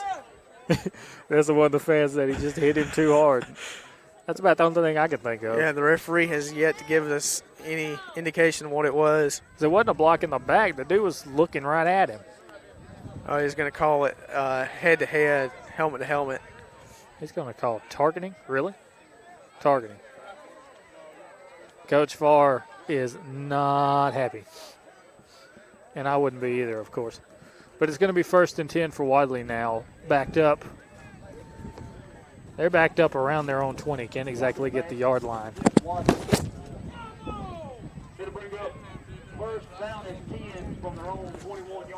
First down and 10 from the 21 for the Bulldogs of Wadley now.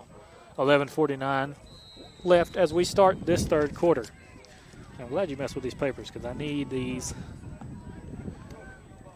Wadley lining up in a power I set. Trevor Cameron dots the I in the backfield. A single receiver split out to the far side. Here's the snap, and the ball is on the ground. And Brantley's coach said he had it. Let's see. I think Wadley fell on it. That's another thing that you can do. All right, AHSAA PSAs.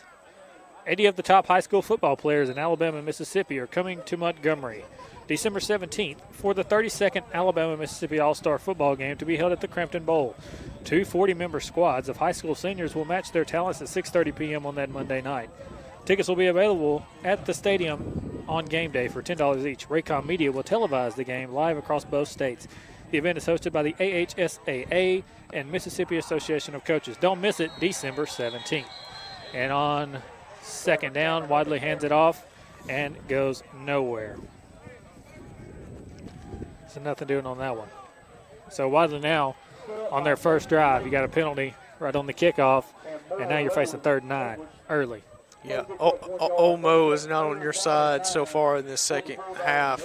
The momentum is in favor of the Bulldogs of Brantley, but you know, you've got to make some things happen. You've got 3rd and a long 9. You can definitely, this is definitely a doable, especially when you had 3rd and forever earlier. You can definitely get this. You just got to play your game. Power eye set. They're going to toss it to this side. Trevor Cameron looking for the edge. He's got the 30-yard line. Take him down at the 35. Guess what? That's good enough for a Wadley Bulldog first down. And a thing I want to mention, so Wadley's had one of their best blockers, one of their great players, hurt the past few weeks. He hasn't played in like 4 or 5 weeks, and that is Sebastian Owens, number 37. Hasn't played in a while for Wadley, but he's a big dude, and he is as strong as an ox. And when you have him and Tommy at fullback, you're going to move the pile. Because Sebastian's he's around 6 foot, 230 pounds, somewhere in there. Yeah, 6 foot 205. 6 foot 205. So here's the snap, handoff over the far side. Trevor Cameron looking for running room. He's got the edge. He cuts it up, going down the far sideline. Cuts back to the middle of the field. Tripped up at the Brantley 40-yard line. And there's a flag. The only trouble out of that run was that he outran his blocker, and there is a flag on the play. Flag on the play, of course. There's always a flag on the play. Not sure who it's going to be against, but looks like it's going against Wadley. The penalty yards have been insane tonight. Referee walking over and holding on the offense. That can't do. Wadley can't win for losing, referee-wise. Everything they do is a penalty. Well, these referees, they're trying their best to make it a fair game, but it most definitely is looking like that Wadley's getting the worst end of this deal, and it doesn't help them, especially when they've missed a couple of calls. When Brantley's been on offense, they missed a couple of holding calls, so it really kind of does them a disservice. Power outset, handoff, Trevor Cameron up the middle. Trevor loses the football, but he falls back on it. It's going to be 2nd and about 10 now. It was 1st and 12. He actually gained 2 yards when he fumbled the football on that play. So now it's going to be 2nd and 10. 9 minutes, 30 seconds left in the 3rd quarter. Wadley 14, Brantley 6. Wadley looking for a first down. If they wouldn't have had the penalty on holding, they would have had first down at the Brantley 40, but after the holding call, they got backed all the way up again. Just too many penalties to win a game like this. Even though they're up by 8, still, you don't need those kind of penalties if you want to win a hard-fought game. Yeah, penalties will end up shooting you in the foot. 5 seconds on the play clock. Single wing set for Jonathan Poole. Poole snaps it. Hand off to the far side. Trevor Cameron. And Trevor is upended. Taken down at the Wadley 39-yard line. That's a gain of about 5 on the play. But now it's going to be 3rd and 6. 3rd and 5, 3rd and 6. And there's a Wadley player down on the play. Not sure the number.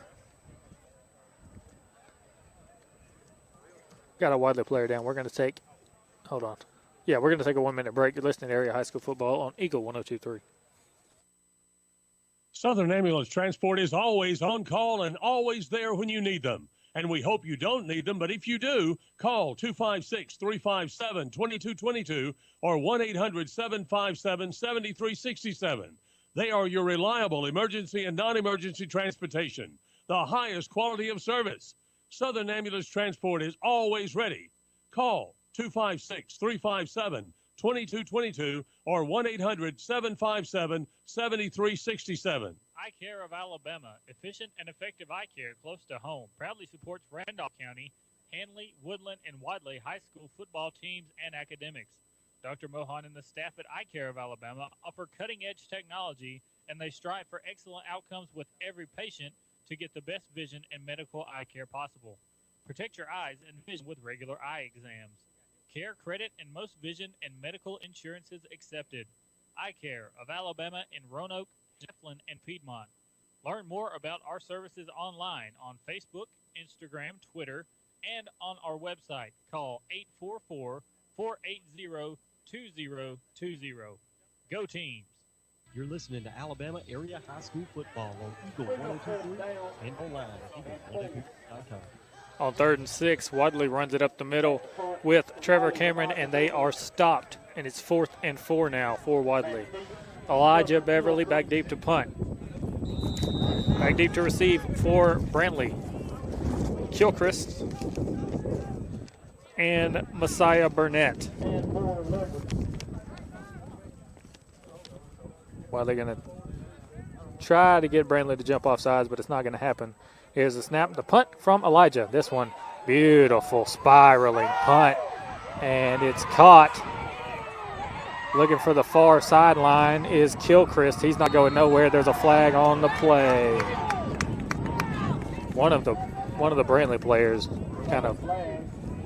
he was all over a Wadley player. We'll say that. I'm not sure exactly, but he was all over him.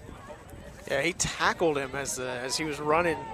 Yeah, and these Wadley fans were not happy about that. Yeah. And finally, one of our refs on this near sideline threw the flag at the end of the play. It wasn't even the guys that were on top of it. The guy running down the near sideline is the one that threw the flag. And he's trying to tell the head referee what happened there. And head referee's talking to Elijah Beverly, who was the punter on that play, who's a captain for Wadley. Asking if he wants to accept the penalty. Blocking the back is the call on Brantley. That's their first penalty in a long time. It's an extra 5 yards for what I would have called it. I would have called it a holding, but this blocking the back's going to give him an extra 5 yards in penalty yardage. I'll help Wadley out. By the way, John Freeman was the injured player, and he got up, walked off on his own power. He just got hit where it hurts, like Tua did Saturday. He'll be all right. He's lost his breath for a little bit. Kilchrist in the shotgun. 2 receivers to the far side, 1 to the near side. Here's the snap. Looking to the near side, throws, wide open man. Caught by Messiah. Messiah has a first down. Kadarius Zachary on the tackle. Quarterback got hit as he threw the ball there. Yep. And it didn't affect him on that play, but it definitely affects you psychologically that you got waylaid on that play. Kadarius has to get subbed out because he broke his chin strap. So now Jacob Marable comes in at corner on the far sideline. Shotgun set, 2 receivers to the far side, 1 to the near side. Kilchrist takes a snap, looking near side, throws it on a curl route. Defender fell down, and they make the tackle, but curl route was wide open. D. Eccles was the guy on man-to-man coverage, and D fell down. That's going to be a first down up to the 34-yard line of Wadley. 6:51 left in the third quarter. It's 14-6 Wadley. Brantley trying to mount a drive right here. Shotgun set, 2 receivers to the near side, 1 to the far side. Bringing a blitz up the middle is Wadley. Quarterback is sacked. Tommy Overton with the sack on the play. Take him all the way back inside the 30. Coach Cofield dialed up the blitz. He had Caden Messer coming right over the center's head, and he brought Tommy Overton behind him.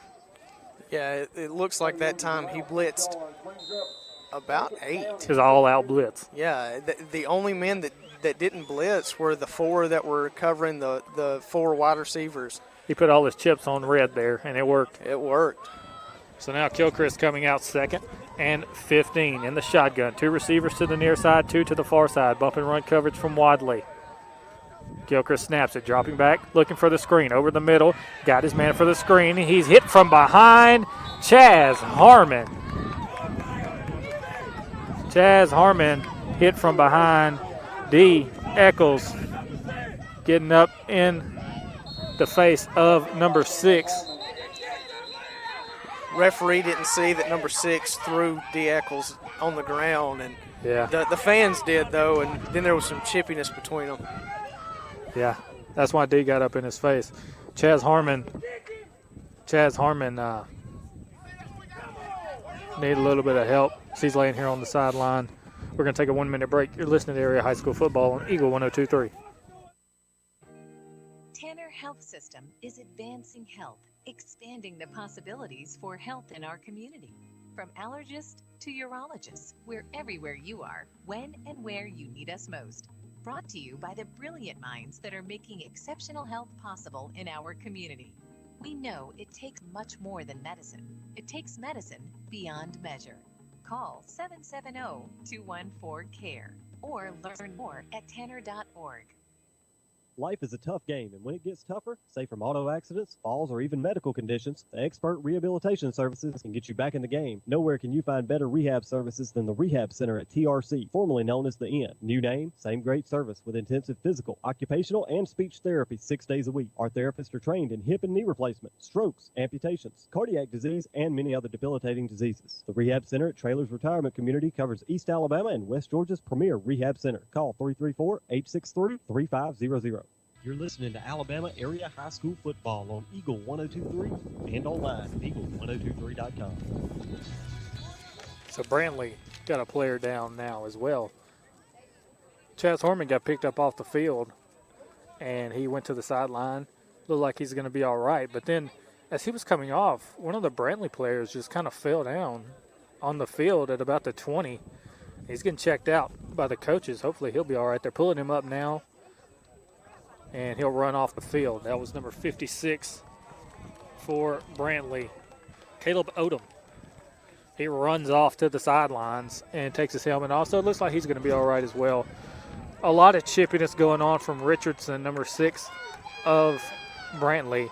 He got all up in D. Eccles' face, and D is going to have to sit on the sidelines for a little bit because Wadley's got enough penalties. They don't need unsportsmanlike conduct for 15 yards. Yeah, and D is probably half the height of number 6, but he was definitely ready to give him all the fight. Oh, yeah. In him. Shotgun set for Brantley, 3rd and 2. And they got Wadley offsides.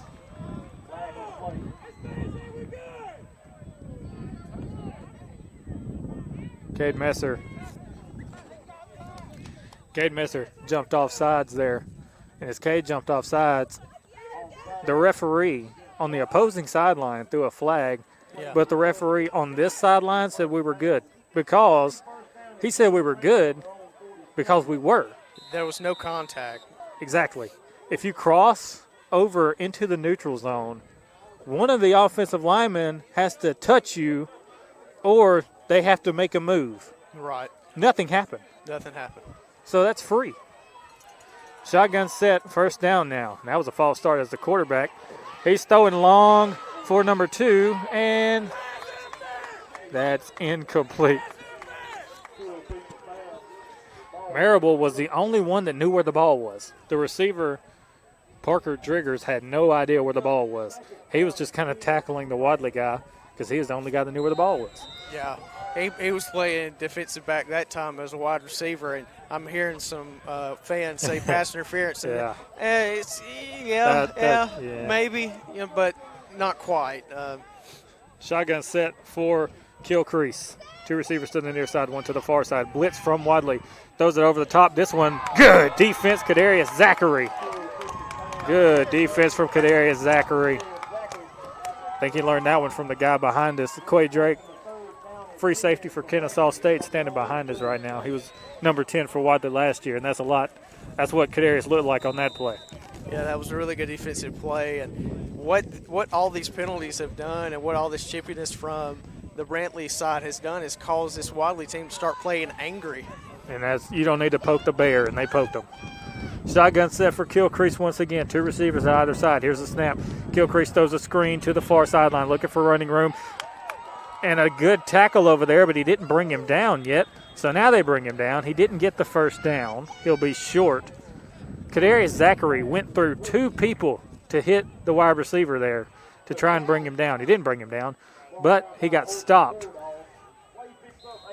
It was just tremendous balance. He got hit, got pushed backward, and held himself up with his hand, refused to go down. So it's 4th and 1. Wadley's going to take a timeout. We'll take a 30-second break. You're listening to Area High School Football on Eagle 102.3. First Bank opened in 1907. The facility, as well as the banking industry, has seen many changes since then. However, some things remain unchanged. First Bank's personal service and quality banking products combined with a friendly, comfortable atmosphere. Now with locations in Wadley, Roanoke, Rockford, Hollis Crossroads, and Goodwater, First Bank endeavors to invest a generous portion of time and finances in the progress of the communities that they serve, and are constantly searching for new and better ways to meet the financial needs of those communities. Whether it be through new banking technology or simply by listening and responding to customers' ever-changing needs. First Bank, you'll like banking with us. Member FDIC, Equal Housing Lender. You're listening to Alabama Area High School Football on Eagle 102.3 and online at eagle1023.com. So Wadley coming out here. It's 4th and 2 for the Brantley Bulldogs. They're in Wadley territory at the 45-yard line. They're lining up to go for it, which I would expect they would. Gilchrist in the shotgun. 2 receivers to the near side, 1 to the far side. See if he tries a read option or a quarterback sneak here. He'll drop back to pass, throw it over the middle, and it is caught. Caught it at the 40-yard line. He got a first down. Perfect coverage. Just a well-placed ball and a great catch. You got to make those type of catches if you want to move the sticks. Just a good catch on that one. Yeah, it's just a perfect ball, and like you said, that was perfect defense. There's just no defense against a perfectly thrown ball. That's exactly what I was going to say. Shotgun set, 2 receivers to the near side, 1 to the far side. Gilchrist takes the snap, fakes the handoff, rolling to the near side. Got a man wide open. Oh, it's incomplete. D. Eccles had it in his hands, and he dropped it. He read that like, go ahead and say it. A cheap magazine. Read it like a cheap magazine, but he dropped it. I'm talking about it looked like he was beat on the route, but he knew that he was going to throw it on a line to him. He wasn't throwing it over the top because he was being pressured, and so he was in the line of sight right there. It hit him in the hands, and he should have had it. But now it's 2nd and 10. Shotgun set for Gilchrist once again. Takes the snap, hands it off to the left side. Good tackle, Cade Messer. Messer with the tackle at the line of scrimmage. He'll actually lose a yard. 3rd and 11 now. Cade Messer gets up, kind of strutting around, and one of the Brantley players goes and pushes him. It's getting chippy out there, but no flag. 3rd and 11 now from the Wadley 41. Gilchrist, the quarterback. 3:37 left in the 3rd quarter. Wadley 14, Brantley 6. 3 receivers to the near side, 2 to the far side. Gilchrist by himself. Let's see if he might try a quarterback draw. I've seen him do it on film. Here's the snap, dropping back to pass, looking left, throws it over the top. It is caught. Had an open man, he caught it at about the 15-yard line for a big first down. He just sat down in that zone where no one was. Yeah, busted coverage there, and that was a good eye by the quarterback to see that the zone coverage was lost by that far end defender. Gilchrist in the shotgun, dropping back. This one's going to be the quarterback draw that I mentioned. He's going towards the end zone. He gets hit. He lost the football, but a Brantley player falls on it at about the 2-yard line. They're going to have to get a goal line stop once again.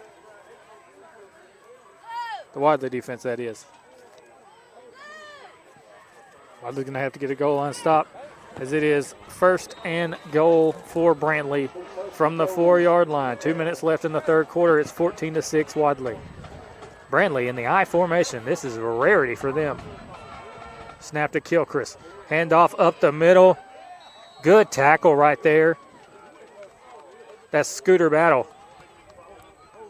Scooter hit him like a scooter to the ankles. That one hurt. Yeah. Make it 2nd and goal now. Back him up about 2 yards. Wadley trying to make another goal line stand. They've already had one tonight. So 2nd and goal now. They line up in the I formation once again. Gilchrist under center. Takes a snap. Looking for the slant. Incomplete. That one had too much mustard on it. Yeah, and I was about to say that with this one-on-one coverage, with one guy out wide, they were probably going to go with a pass to that one-on-one matchup. I was expecting a fade, but that was too. Comeback route would have been effective, but no, like you said, too much mustard on that throw. So now 3rd and goal from the 4. They'll line up in the shotgun. 2 receivers to the far side, 1 to the near side. Kilcrease snaps it, fakes the handoff, throws a slant pattern. This one is – did he catch it?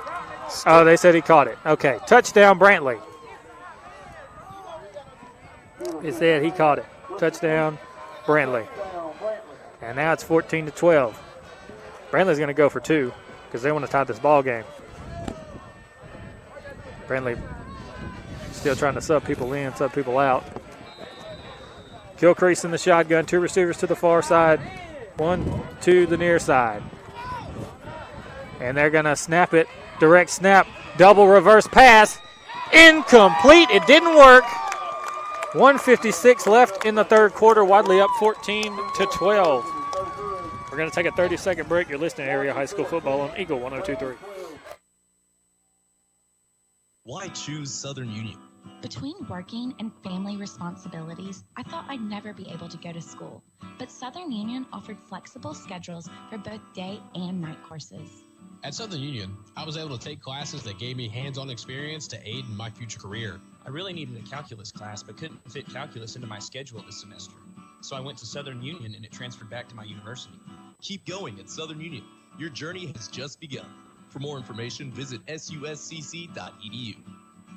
You're listening to Alabama Area High School Football on Eagle 102.3 and online at eagle1023.com. So now Brantley lining up for the kickoff after they missed the 2-point conversion.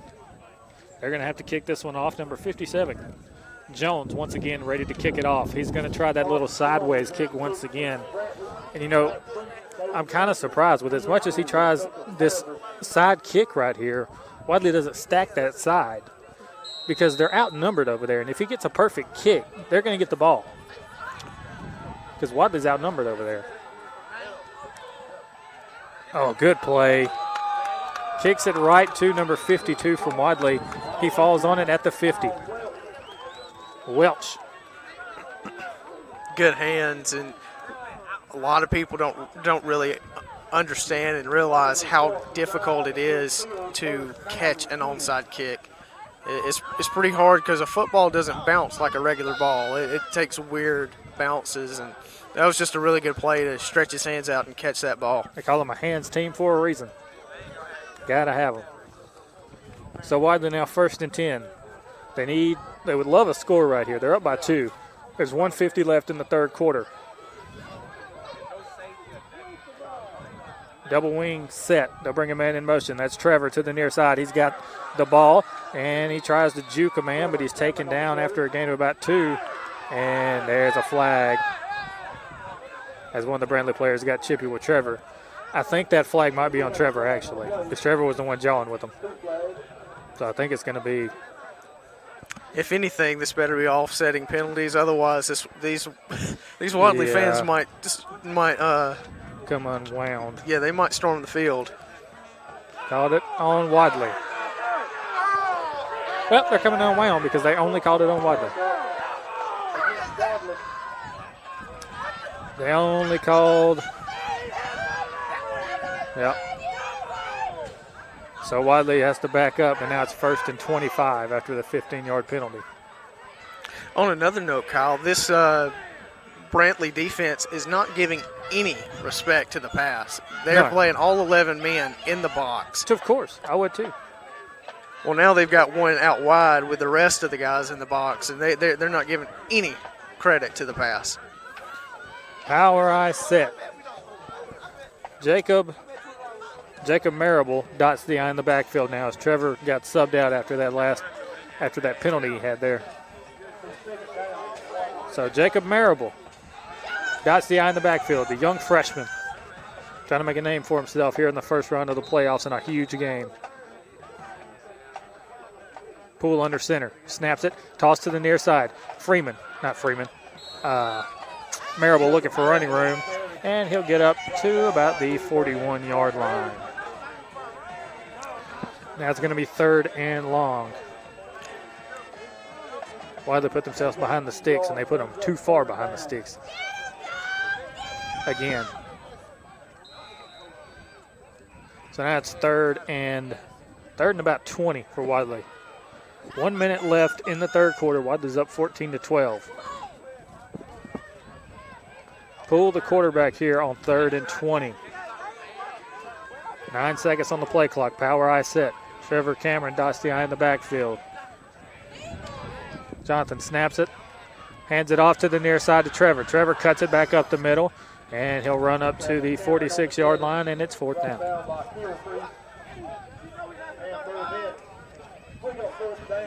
Just run. And that's why Brantley is stacking the box with all 11 men. That's right. You've got to start passing this ball. The coach and staff for this Wadley team has to see that there isn't even a player in the position of safety. Yep. They're just stacking that box, and it looks like 11 linebackers. Wadley does not have to snap. They do not have to snap it again before the end of the third quarter. And this has been a bad third quarter for them. And this is going to be the end of the third quarter. Wadley 14, Brantley 12 at the end of the third quarter. This is going to be a barn burner, folks. We're going to take a 1 minute break. You're listening to Area High School Football on Eagle 102.3. Life is a tough game, and when it gets tougher, say from auto accidents, falls, or even medical conditions, the Expert Rehabilitation Services can get you back in the game. Nowhere can you find better rehab services than the Rehab Center at TRC, formerly known as the Inn. New name, same great service with intensive physical, occupational, and speech therapy 6 days a week. Our therapists are trained in hip and knee replacement, strokes, amputations, cardiac disease, and many other debilitating diseases. The Rehab Center at Trailers Retirement Community covers East Alabama and West Georgia's premier rehab center. Call 334-863-3500. Eye Care of Alabama, efficient and effective eye care close to home, proudly supports Randolph County, Hanley, Woodland, and Wadley high school football teams and academics. Dr. Mohan and the staff at Eye Care of Alabama offer cutting-edge technology, and they strive for excellent outcomes with every patient to get the best vision and medical eye care possible. Protect your eyes and vision with regular eye exams. Care, credit, and most vision and medical insurances accepted. Eye Care of Alabama in Roanoke, Heflin, and Piedmont. Learn more about our services online on Facebook, Instagram, Twitter, and on our website. Call 844-480-2020. Go Teams! You're listening to Alabama Area High School Football on Eagle 102.3 and online at eagle1023.com. Elijah Beverly with the punt, and he'll flip the field. And it's going to be 1st down and 10 for Brantley. We just started the fourth quarter. If you're just joining us, it's Wadley 14, Brantley 12. Score update from Hanley at the end of the third quarter. Trinity 14, Hanley 7. Hanley still behind. They're behind by a touchdown at the end of the third quarter. Randolph County's up big, of course. Shotgun set for Kilcrease. Takes a snap. Throwing the slant to the near side. Oh, Kadarius Zachary almost pickpocketed the wide receiver on that one. That's what you get for running something that is anticipated. You know, you've been running that same route He's going to jump all it. night. He's jumping it. And why do you keep going to Zachary's way? He has been the most dominant defender all night. Season. And all season, absolutely. But you got to be – you can't telegraph that play. Quarterback dropping back to pass, throws it over the top. This one is incomplete over the head of the receiver. That was a good throw. I think only Odell Beckham Jr. would have been able to catch that one. I thought it could have been intercepted there, but the ball actually flew further than I thought it would. And once again, they tried Kadarius. Yeah. And he's all over it. I was hoping he'd intercept it, but it was too far for both of them. So now it's 3rd and 10. They've tried Kadarius twice. You know what I would do? They've run the slant so much that Wadley's jumping it. I'd run a sluggo, a slant and go. Exactly. They're going to run a screen over the middle. This pass is incomplete. And Brantley was pushing a Wadley guy that was on the ground. They were pushing him down. And Fans not happy again because there was no call. One of the Wadley players was pinned on the ground, and another guy was in there pushing him. And something else, there were a couple of blockers that were downfield on that one. Brantley's a few players short here. They run 2 guys on. So now they're lining up to punt. 4th and 10 for Brantley. Here's the snap. Good snap. Blocked by Elijah Beverly. Elijah blocks the punt. Wadley gets it at the 20-yard line. Elijah Beverly, the junior, still got it. That weird punting formation kind of bites him there. You don't have enough defenders up close to block the guys, and when you have speed like this Wadley team does, they're going to get there, and Elijah Beverly does and blocks it. And they've almost blocked it several times tonight, and finally they get back there. So now Wadley in great field position. We need the score here. 11:26 left in the fourth quarter. Wadley's on the Brantley 20-yard line. You need to get in the end zone here. Get some breathing room. 9 seconds on the play clock. Wadley lining up in a power I set. 3 seconds. Trevor Cameron dots the eye in the backfield. Handoff up the middle. It's fumbled. But Wadley falls on it. Tommy Overton falls on it. Just discombobulated is what the Wadley offense has been the past few drives.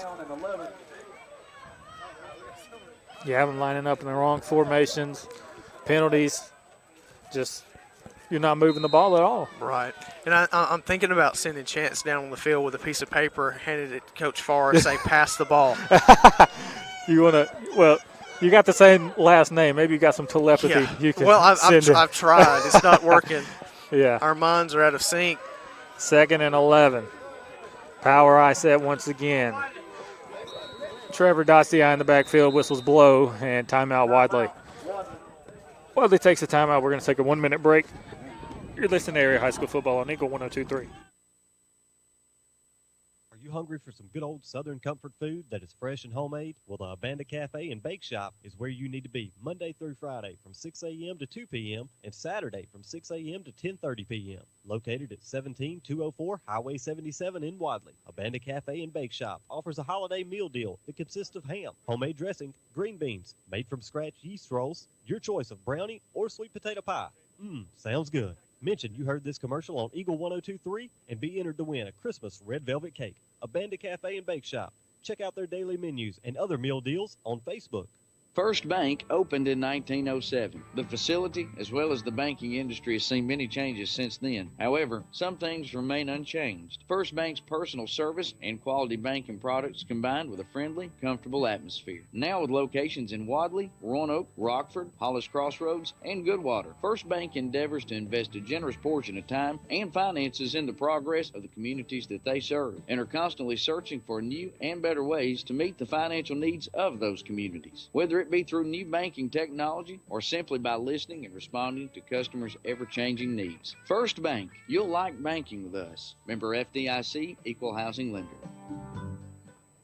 You're listening to Alabama Area High School Football. 2nd and 11.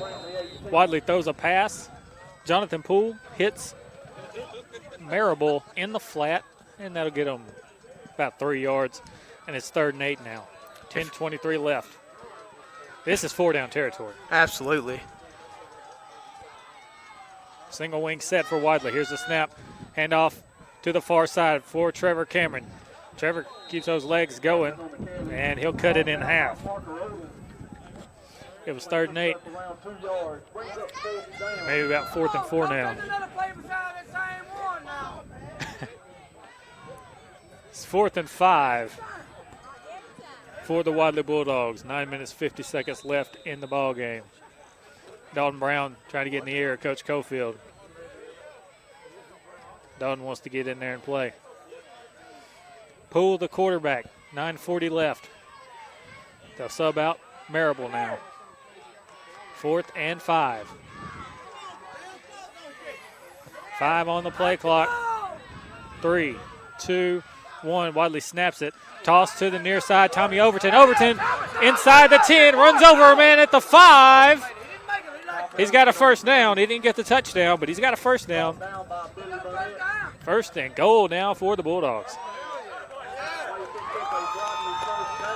The big boy rumbling, stumbling down the field for a first down. Hard-nosed run.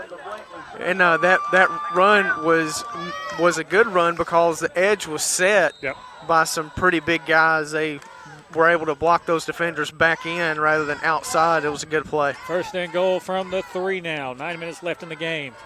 Single wing set for Wadley. Here's the snap, handoff, Tommy Overton. Tommy bowls over a man. He's working toward the end zone. I think they stopped him at the 1. Yeah, he was close. The quarterback, Kilchrist, comes up limping after the play. He's the one that took the head-to-head contact to Tommy Overton. And I applaud him for that because Tommy is a tough cookie. And the quarterback he's reeling. He hurt his ankle on that play. But he put his body on the line for his team. He's going to get subbed out. Second and goal. If Wadley would just break the huddle, they would have had 12 men on the field. Yep. Second and goal from the 1. Snap. Jonathan Poole dives for the end zone. Touchdown, Wadley. Jonathan Poole, quarterback sneak. He dives in the end zone, and the Dogs extend the lead. 8:20 left in the game, and Wadley scores to extend the lead. And if they get this extra point, it's a 9-point game. Yep. It's more than one score. Justin is 2 for 2 tonight, kicking PATs. He's had some beautiful kicks. See if do they try the water bucket formation. John Freeman coming out a little bit late here. Lined up in the water bucket set. Let's see what they do. Pull the quarterback. They're just going to fake that. They're going to go for the PAT. I think that's very, very smart. If you hit the PAT, you're up by 9. There's a snap, the hold, the kick is up, and it is good. Full jump. Makes the extra point. Wadley's up 21-12. We're going to take a 30-second break. You're listening to Area High School Football on Eagle 102.3. Hi, this is Steve Smith, manager at Russell Dewitt Center in Roanoke. On behalf of the Russell companies and all the employees at Russell Dewitt Center, I'd like to offer a big congratulations to all the area high school football teams on their efforts this season. Russell Dewitt Center is pleased to have been part of the support of area schools and helping to bring you area high school football on Eagle 102.3. We also want to thank you for your business and pledge for our continued efforts to provide you with the finest products and service available. Come see us at Russell Dewitt Center, Highway 431, Roanoke. You're listening to Alabama Area High School Football on Eagle 102.3 and online Eagle102.3.com. So Wadley extends their lead, 21-12. 8 minutes left in the fourth quarter. Kick from Aaron Reeves. It's fielded at the 10-yard line. Looking for running room is Brantley coming up the middle, and a good tackle from Wadley. They'll get him at about the 34-yard line.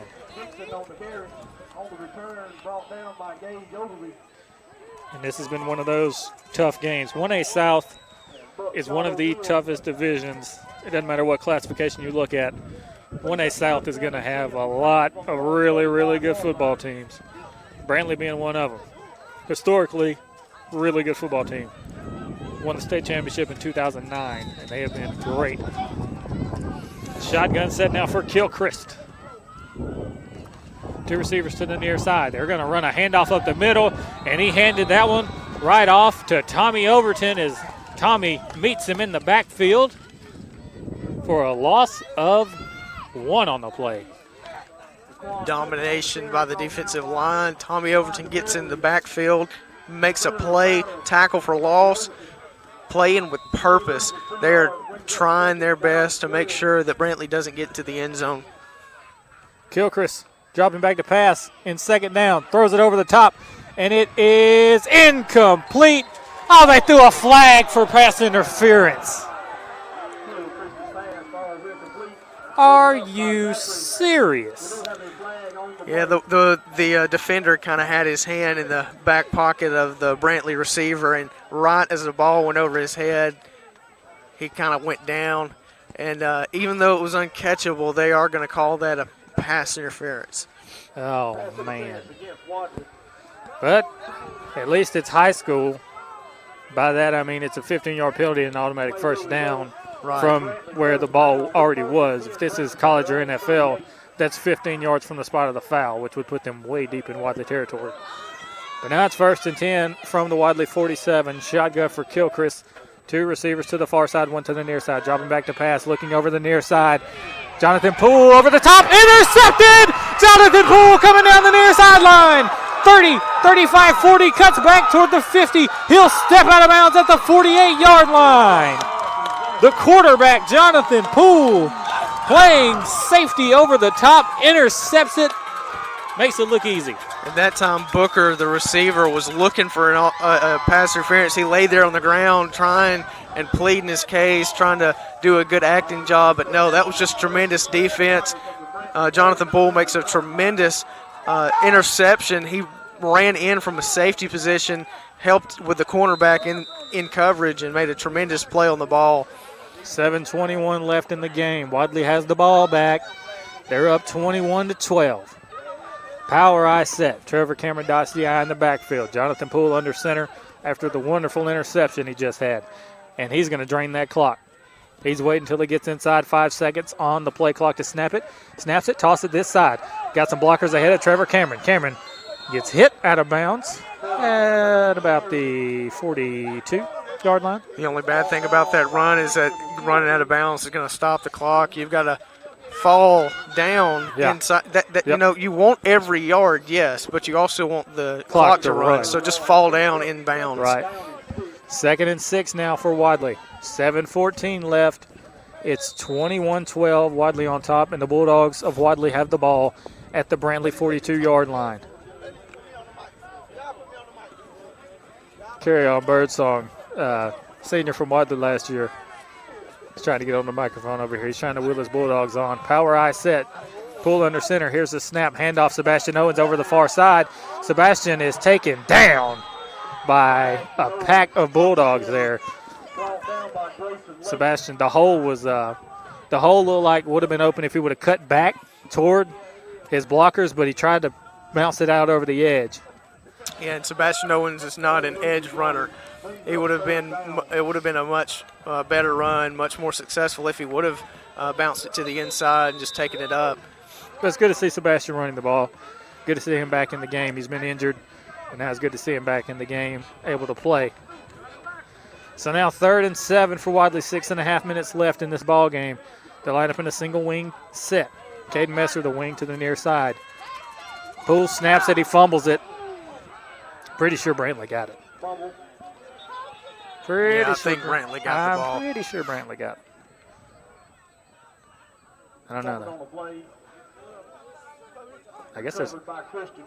Christian Reeves got it. So Wadley picks it up. Now it's 4th down. Now you've got Elijah Beverly waiting to try to pin the Brantley Bulldogs back deep. Would have loved to have a score on that drive. That would have probably put the nail in the coffin. Yeah, but you were able to run about 2.5 minutes off the clock, so which is good. That's not a complete waste of a drive there. So now Elijah back deep to punt. There's a snap, a little bit low. Elijah picks it up off the ground. Oh, man, how did he get that off? Gets the punt off. It touched the Brantley player, and Brantley's going to fall on it. It touched the Brantley player, but Marable tried to fall on it, but he got kind of bullied out of it there. Brantley gets the ball around the 15-yard line. Fans are upset because Marable was held from the ball, but when the ball is live on the ground, it's every man for himself. There are no rules. The thing was the Brantley player pushed Marable towards the ball, and that's what made him hit the ball. Quarterback drops back. It's tipped up in the air, and it is incomplete. And he's down. Yeah, man. That was a nasty lick he took. He was the bologna in that sandwich. Big time. And I mentioned the quarterback, Kilchrist. He got hurt on defense on the goal line when he tried to go one-on-one with Tommy Overton. He's been putting his heart and soul into this ball game, and he's hurting. We're going to take a 1-minute break. You're listening to Area High School Football on Eagle 102.3. Life is a tough game, and when it gets tougher, say from auto accidents, falls, or even medical conditions, the Expert Rehabilitation Services can get you back in the game. Nowhere can you find better rehab services than the Rehab Center at TRC, formerly known as the Inn. New name, same great service with intensive physical, occupational, and speech therapy 6 days a week. Our therapists are trained in hip and knee replacement, strokes, amputations, cardiac disease, and many other debilitating diseases. The Rehab Center at Trailers Retirement Community covers East Alabama and West Georgia's premier rehab center. Call 334-863-3500. You're listening to Alabama Area High School Football on Eagle 102.3 and online at eagle1023.com. Welcome back. Tucker Kilcrease, 5'11". Well, let's see. Tucker Kilcrease, 5'11", 150. He's a freshman. That's a really good quarterback as a freshman. Oh, yeah. And he has been putting his heart and soul into this game as a safety, as a quarterback. He has been and a punt returner. He plays punt returner. He's done everything for that team as a freshman. He has so much weight on his shoulders, but he has been able to carry it. 3 more years of development. There's no telling what kind of ball player he'll be and what kind of a leader he'll be for this team. Well, the last quarterback to come from Brantley, as Kilchrist gets up, last quarterback to come from Brantley, I think his name was Jacob Free. He signed with Vanderbilt. So they have a tendency to develop some good quarterbacks down in Brantley. And they've got another one because he is going to be, I mean, he's a freshman. He's already out there just throwing dimes all game long. Yeah. He's only going to get better. Yeah, he's got a really good arm. His footwork needs a little bit of improvement. He kind of moves around the pocket really stiff. But other than that, he's a really good quarterback. Yep. 5:35 left in the ball game. 21-12, Wadley up, and it's 2nd and 10 now for Brantley. They have a new quarterback. The new quarterback is Parker Driggers, the wide receiver. Now they'll line up in the shotgun. 2 receivers to either side. Wadley brings the blitz. Driggers throws a screen pass, and he gets by one guy, still going up the field. Kadarius Zachary trying to take the ball from him, but they'll take him down. He gets a first down out around the 30. 5 minutes left. 21-12. That's just a simple screenplay. Yeah, those screenplays, if you play overly aggressive going in for a tackle, if you overrun that play, it can end up breaking for big yardage, and that's exactly what just happened. Driggers in the shotgun once again. 2 receivers to either side. 1st and 10, Brantley. Snap to Driggers, and there's a false start flag on the play. I think finally this second half we're going to get a penalty on Brantley. Legal procedure on Brantley. That'll back him up 5 yards. 5:11 left in the game. Brantley's getting backed up 5 yards from the 29. They'll go back to their own 24, and it's 1st and 15, and they've got their backup quarterback in. And that's Parker Driggers, 5'11", 180. He's a senior. It's the guy that doesn't want to go home. He's not ready for his high school career to end. Shotgun set for Driggers. 3 receivers to the far side, 2 to the near side. Driggers is going to take it himself. Like I said, he's a wide receiver. He's making something happen up the middle of the field. There he goes. Driggers is gone, but there's a flag on the play. We have a flag on the play all the way back at the 25-yard line. I just mentioned how Driggers was a wide receiver. You got to see something like that happen. I would not be surprised if he runs a 4.5. Right. He's quick. Man, they got a lot of players like that. There was a flag on the field, but all the players are running down to the end zone. Here comes the head referee with the call. He's trying to talk to Coach Jonathan Farr from Wadley. And I'm not sure.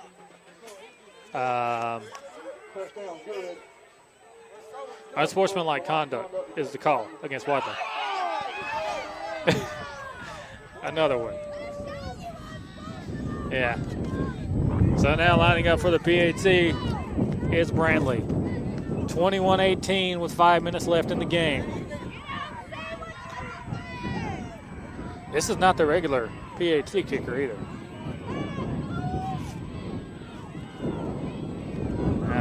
A lot of chatter going on from both sides. The Brantley coach talking to the referee out on halfway out on the field. He's on the hash mark.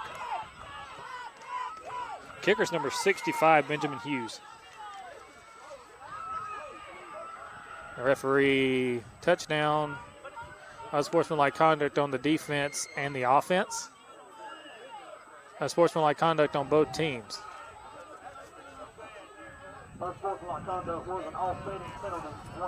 It's an offsetting penalty, but I guess that's assessed on the kickoff. Touchdown still counts. So for the PAT. And it is blocked again. Good. It was blocked again. Elijah Beverly. He blocked a punt, and he's blocked 2 PATs. So it's 21-18 now. Brantley is losing to Wadley. And that blocked kick, again, that blocked PAT is going to be very effective for this Wadley team. That's going to make it a 3-point game. So 4:57 left in the game. It's 21-18 Wadley. So a field goal can't win it, which I don't know if they try for a field goal with 2 blocked PATs. I don't know if they try for it, but now, I mean, now you have to get a touchdown. Yep. 2 blocked PATs and a blocked punt. I don't think you try for it now. And yet you definitely, as a Wadley team, have to stack this first couple of yards because they're going to go for an onside kick. You know it. Got to. So here comes the onside kick. Carson Jones, the kicker for Brantley. He's kicking it at the 40-yard line from right to left. And they're moving it to the... They were offsetting penalties, yet they're making it a... They're assessing the penalty yardage. They just called another unsportsmanlike conduct. Oh. They just said the unsportsmanlike conduct was not offsetting, only against Wadley. So now they're kicking it off from Wadley's 45-yard line. They don't know what's going on. So now here comes the kick, and Jonathan Poole catches it right at the 35-yard line, and now it's 1st and 10 Wadley. 4:54 left in the final quarter of play.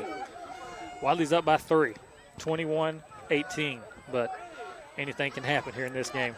Absolutely, and what you're wanting in this drive is 1 to 2 plays, first down, 1 to 2 plays, first down. If you can do that and get 3 first downs, this game will probably be close to over. So 3 first downs is what you're looking for, and you're wanting it 2 and 3 plays before you get it. Right. So first down from the 35 for Wadley. They're up by 3 with 4 minutes, 54 seconds left in this game. Brantley just went down and scored a touchdown.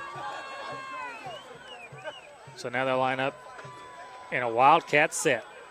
Trevor Cameron snaps it, running it to the near side. Good block from Tommy Overton. He's got running room. Trevor Cameron coming down the near sideline, running behind Sebastian Owens. Owens with a great block.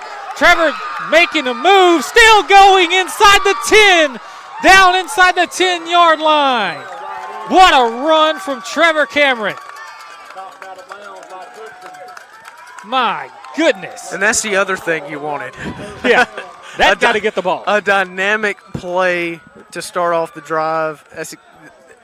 It doesn't get any better than that. That's absolutely what you want out of that. And there's no flags on the play, which is exactly what you want as well. No flags on that one. We will live with that.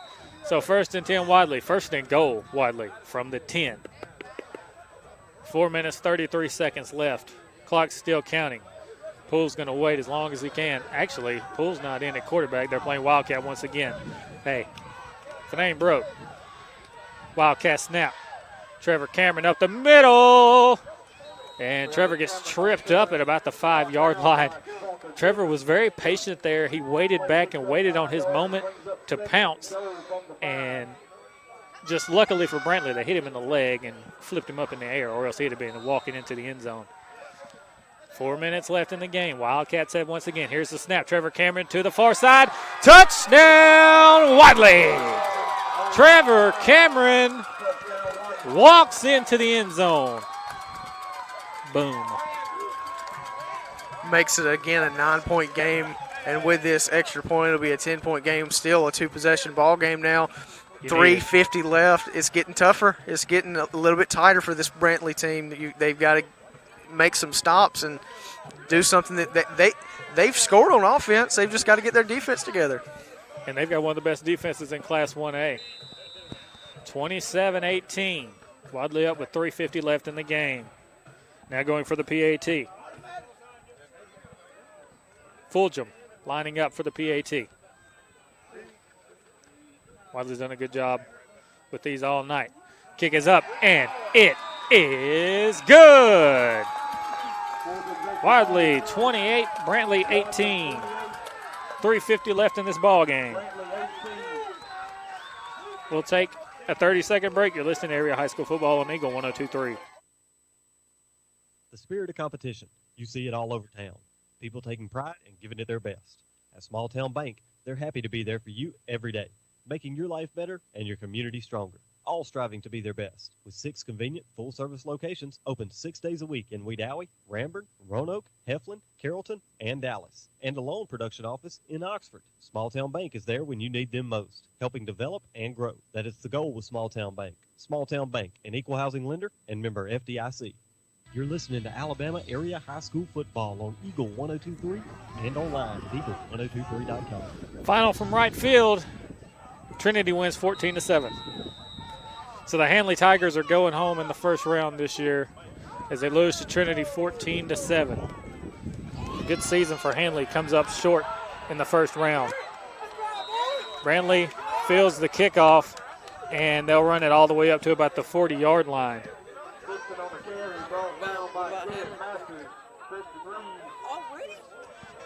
So now Brantley 1st and 10, 3:42 left on the clock. There could have been an unsportsmanlike conduct on Brantley on that play, but it is what it is. That would be unlike the officials. Shotgun set, 2 receivers lined up to either side. Still the backup quarterback. Driggers in. Driggers dropping back to pass, throws it over the middle, got a man, and that'll get 7 yards, but that keeps the clock running, which is what Wadley wants. That's right. Pretty much right now, if you're Wadley, you want to tackle them. You'll let them catch it. You're playing soft defense. What you want to do is just get them down inbounds. Yeah, no big plays.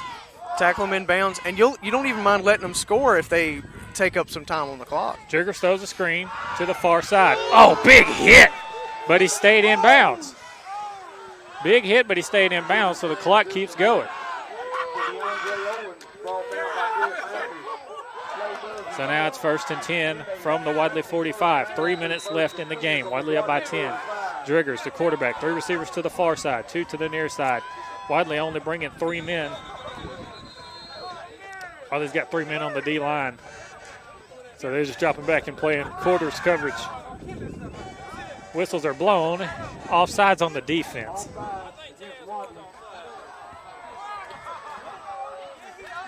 As one of the fans said, Chaz Harmon was lined up offsides.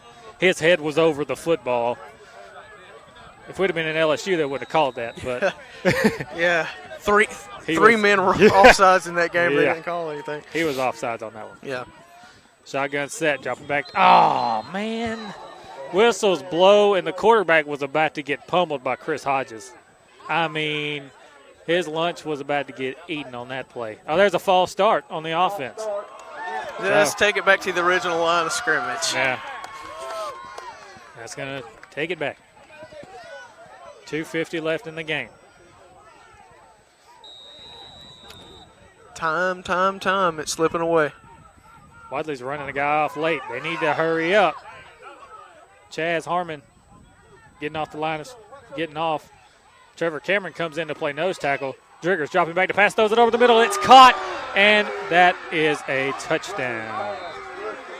Scooter Battle got beat on that play. Oh, and a flag. Yeah. Late. I think it's going to be unsportsmanlike conduct on Brantley. It is. Yep. It's going to be unsportsmanlike conduct on Brantley. Still going to be a touchdown. They'll assess it on the kickoff. Still a touchdown. Backup quarterback just threw a dart. Still a touchdown. Unsportsmanlike conduct. On the defense? What? He called unsportsmanlike conduct on the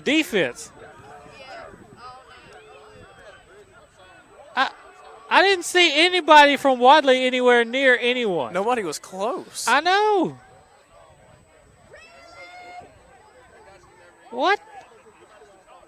Okay, on the offense. Okay, now on the offense. Okay. I had to say. He's gotten so used to pointing towards Wadley. Right. That's muscle memory at this point. So he's, never mind. It's Brantley this time. I'm confused. But don't be surprised if they still, through muscle memory, take the ball and shift it towards Wadley. Yeah. They're going to go for two here, shotgun set. And they're going to bring a big man over to the far side, look for a screen or a run that way. Quarterback over the middle, and it's dropped in the end zone. The two-point conversion dropped in the end zone, and it's 28-24 with 2:30 left in the game. Going for two doesn't do anything for you there. If you go for two and get it, it's still a 9-point. I mean, it's still it'd be a 2-point game at that point, and so you still got to score. Yep. Either way, you got to get a touchdown. Yeah, because you're not kicking a field goal. Field goal's not saving you, and you're not trying to kick one. So 2 minutes, 30 seconds left in the game, and it is 28-24. This one, just when you thought it could be over. Hey, it could be over. They could have put the nail in the coffin. No. They just keep coming back. They keep coming back for more. And this is going to be interesting because you know that they're going to kick an onside kick, yet this penalty is going to push them back a little bit, which is going to put Wadley in prime Great field scoring position. Yeah. If they're able to recover. Yeah. Like Micah said, they have backed this ball up to the Brantley 25. So if they kick an onside kick here, which they will, it's going to be stopped. Like Wadley's going to get the ball around at the around Brantley's 35. Yeah, around Brantley's 35-yard line. So just got to get the ball. Oh, and they kick it deep. Garrett Masters tries to fall on it, but Garrett missed it. Oh!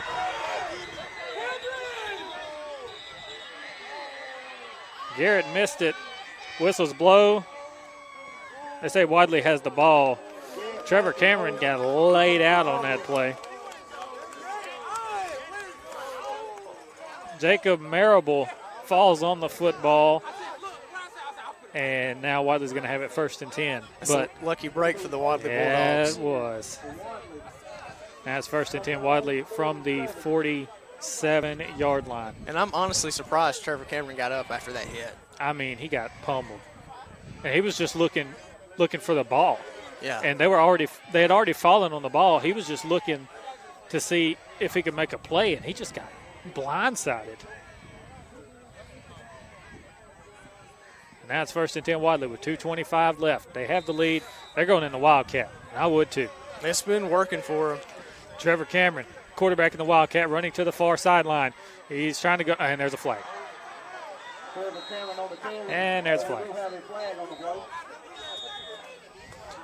I think they've got more flags than they have touchdowns at this point. Oh, most definitely. So another flag holding on Wadley. I'd hate to have to do the laundry for these refs. I would really like to see the statistics on the flags. You'll see it in the paper next Wednesday. This is crazy. 2:17 left. They got to replay 1st down. It does drain the clock, but, I mean, it doesn't help you much. Except for draining the clock, it's not helping you much. So, 1st and 22.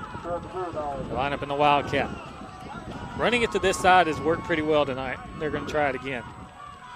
Trevor in the Wildcat running to this near side. Cuts it up the middle. Gets hit by 4 people, but still stays on his feet. And he'll fall to about the 30-yard line.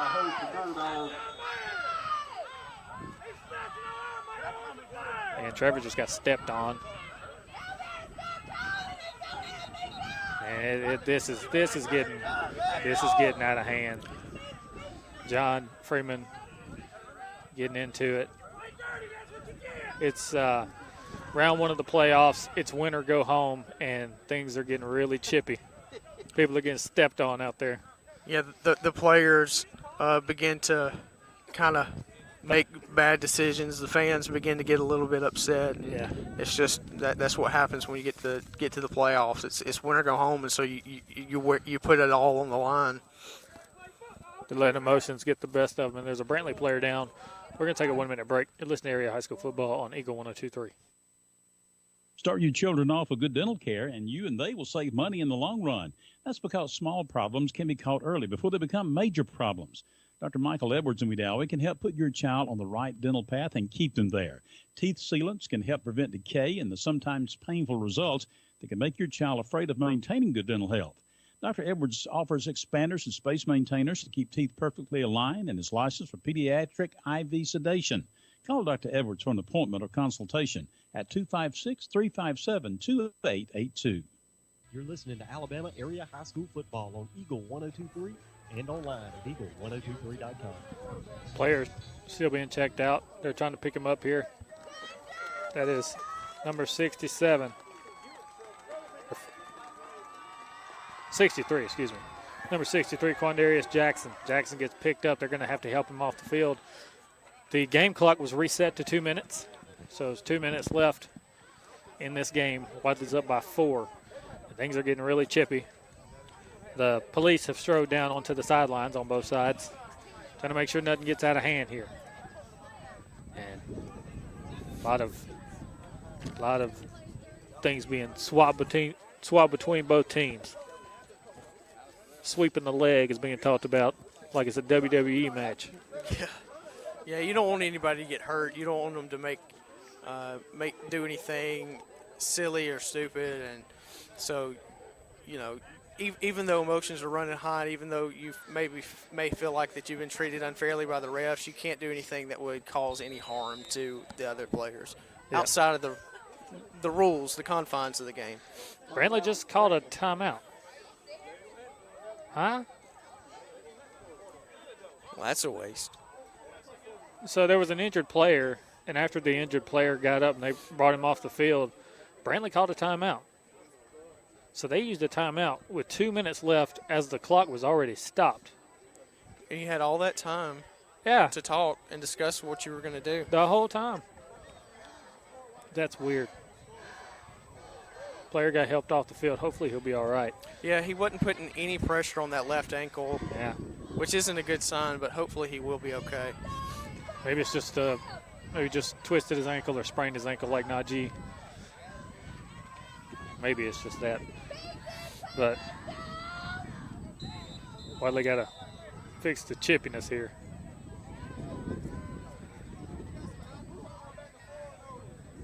They're looking at timeouts. I think they said Wadley has 2. Brantley has 1. So you only have 1 timeout left now after you called that one. I don't know about that. Nevertheless, Wadley has the ball, 2nd and 17 with 2 minutes left in the game. They're in the Wildcat set. Trevor Cameron is going to be your quarterback in the Wildcat. Referees are still talking amongst everybody. Most games in the state have ended by now, but we've had a lot of flags here. As I mentioned, Hanley played Trinity. Trinity beat Hanley 14-7. I guess that one, they scored in the first quarter, but then after that, nobody scored. Try to find some other scores. See what Ramburn's up to. Ramburn up 26-12 over North Sand Mountain. Good for them. So here we go. 2nd and 17. Trevor Cameron, the quarterback in the Wildcat. And Trevor letting the clock run, but here's the snap. He'll fake the handoff. He's going to run it to the left side. He runs over Tommy. There he goes. Down the far sideline. 1 man to beat. That's Booker. Can he do it? He's got a man chasing him from behind. He's tackled from behind. Big first down all the way down to the 14-yard line. And, I think it's all right that he got tackled there because now you just get to run more of that clock. That's right. And they only have 1 timeout. Yeah, you just want to run the clock out, get the game over with, go home, be content with this 4-point win. Yeah. If you score again, great, but at this point you just want to get the game over with. They've only got 1 timeout left. Yep. You can run the clock. You can get the game completely over if you get a first down out of these next couple plays. There's 1:43 left in the game. The clock's running, so Wadley's just going to wait. until there's under 5 seconds left on the play clock to snap it once again. Trevor getting checked out on the sidelines now. So Jacob Marable will take the snap in the Wildcat. Jacob running to the near side, looking for running room. He's getting to the edge, and he makes sure that he goes down in bounds. That's a smart play from the young freshman. He made sure that he could have kept the legs going and tried to fight and get more yards, but he made sure that he fell down in bounds, so the clock kept going, and that makes Brantley use their timeout. 1:17 left in the game. 28-24, Wadley Bulldogs on top of the Brantley Bulldogs. These teams have only played one time, and it was in 2007 in Brantley. That one was a barn burner as well. Brantley scored with triple zeros on the clock, went for two to win the ball game, and Stephen Battle, our linebacker, number 9, stopped them on the goal line on a 2-point conversion to win the ball game. And this one's kind of been a story of 2-point conversions and PATs that were blocked. Yeah. Because if they convert all their PATs, it's 28-28. So special teams played a big part. Elijah Beverly blocked 2 PATs, blocked a punt as well. Special teams has really played a big factor in this ball game. 1:17 left. Trevor Cameron back in the game at quarterback in the Wildcat. He takes a snap, looking to run up the middle. He jumps into the arms of a Brantley player, goes down, and they take their final timeout. That is Brantley's final timeout. So they had 2 timeouts. Now they have none. 1:12 left in the game. Wadley's up 28-24. If Wadley can get a first down somehow, it's game over. Or just run a little bit of clock. Yeah, we've seen here with this Wildcat formation that third down is the golden down with this Wildcat. And so if they can get a first down here, which is very doable, then that's going to put the game under a minute, and it's going to put the game out of reach because then you can kneel it. Yep. But it's going to be 3rd and 12. And it's 4-down territory. You're sitting at the Brantley 16-yard line, so even if you don't get it, right, you run the clock, and they have terrible field position. Yeah, because ball goes over on downs, they get it at worst at their own 10-yard line. Right. Or at best, rather. Yeah. So 1:12 left. Here come the Bulldogs in the shotgun and the Wildcat. Trevor Cameron. Well, actually, they're in the single wing set here. Pool under center. Jonathan snaps it, tosses it to the far side to Tommy Overton. And Tommy will cut it down to 4th and 9. Play clock still hasn't been reset. We're at 55 seconds. Here it goes. Just got reset. So there's 25 seconds on the play clock every time. There's 50 seconds left in this game. Wadley can almost just ice this thing. If you snap it and just kind of run around a little bit and fall down, you can ice this game. You don't have to really do anything special. All you got to do is snap and just run around a little bit and fall down, and it's game over. I think they're going to take a timeout with 1 second on the play clock. 31 seconds left. Yeah. Wadley takes a timeout. Like you said, it would not be out of the realm of possibility to just kind of run. Yeah, just run around. You've got 90 yards behind you. Just have fun. Run around. Just don't fumble the ball. Yeah, really. But it's 4th and 9 now. 31 seconds left in the game. If Brantley gets the ball back, they're going to have terrible field position, but we know they can throw the ball.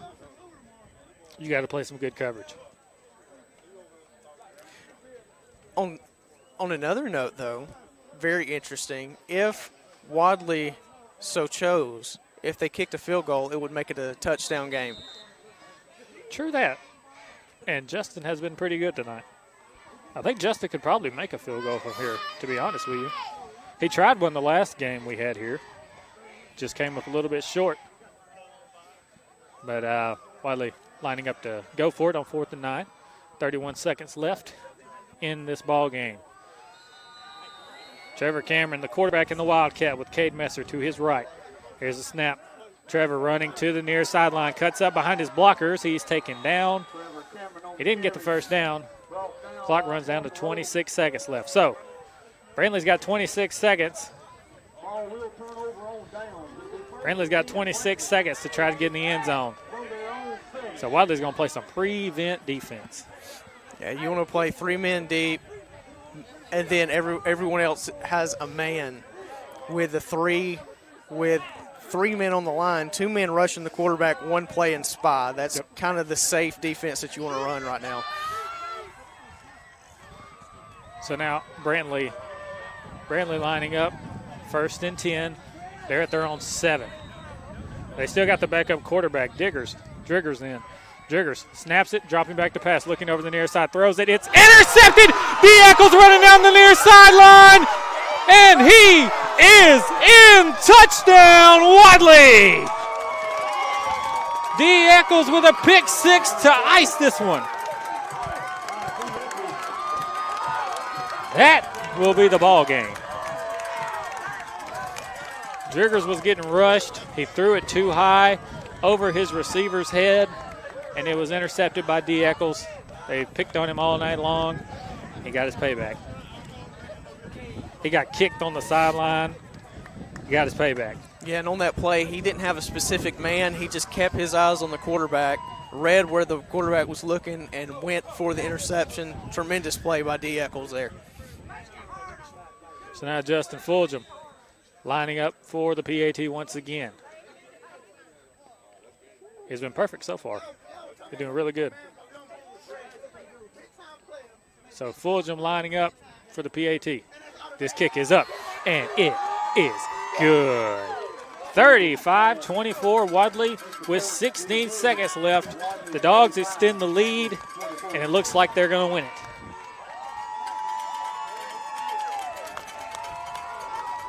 And that's how you ice a game right there.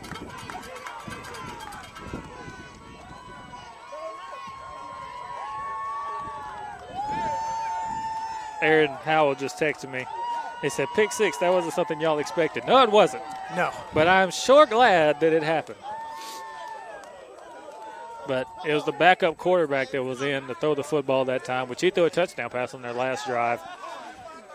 That time he was pressured from the outside. It was Chris Hodges. You don't want to get hit by him.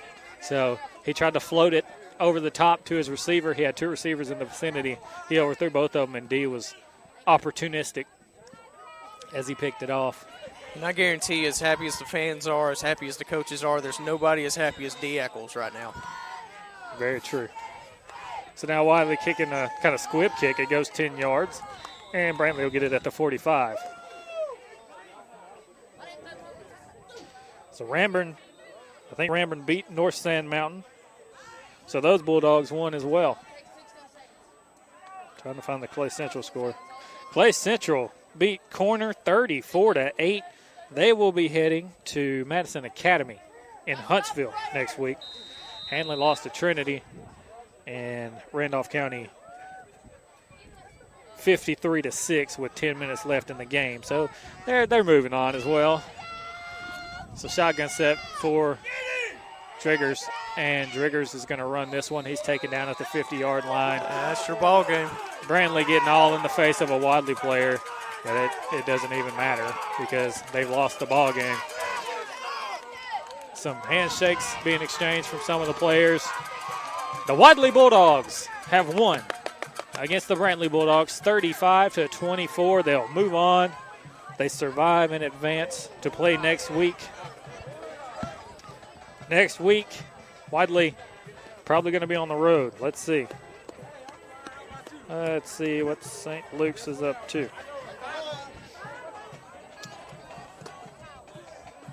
St. Luke's has a really good quarterback, by the way. We watched him on film, and he is the real deal. So if St. Luke's wins, St. Luke's won 48-16. So Wadley is heading to Mobile next week as St. Luke's won 48-16. So Wadley's got a long way to go. But at least they can go. The Wadley Bulldogs come home with a big victory, 35-24 here against the Brantley Bulldogs. Micah, your final thoughts on this one?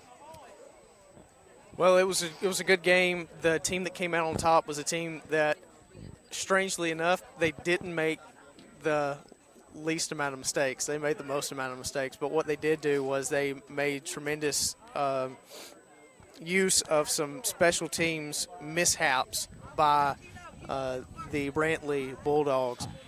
This was a 4-point game when it should have been a tied game, and it created a completely different atmosphere.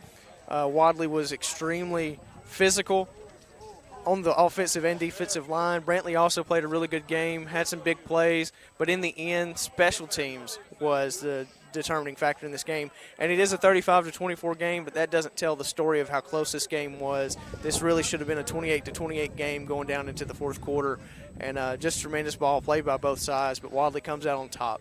Elijah Beverly made it happen on special Absolutely. teams. So now Wadley headed to St. Luke's next week. They'll head all the way down to Mobile and face that good team. But they're heading on to the second round with a huge win over a great Brantley football team. 7-3 coming into this game. 3 losses against great opponents, Elba, Georgiana, and Laverne. Those are all top teams in all of their classes. Georgiana, Elba, top 10 in 1A, and number 7 in 2A, Laverne. So this was a great team Wadley played tonight, and they won a tough game in the playoffs, which is huge because a lot of people talked about coming in. We haven't won a big game this season. We won the games we're supposed to win, but we haven't won the games where we had to fight, scratch, and claw to win it. Tonight, they did. Yeah, tonight is definitely a signature win for the Wadley Bulldogs. Coach Jonathan Farr, in his first year as the head coach of the Bulldogs, he gets a win in the first round of the playoffs against the Brantley Bulldogs. Wadley wins 35-24. That's going to do it for us. Good night and God bless. You know, some of us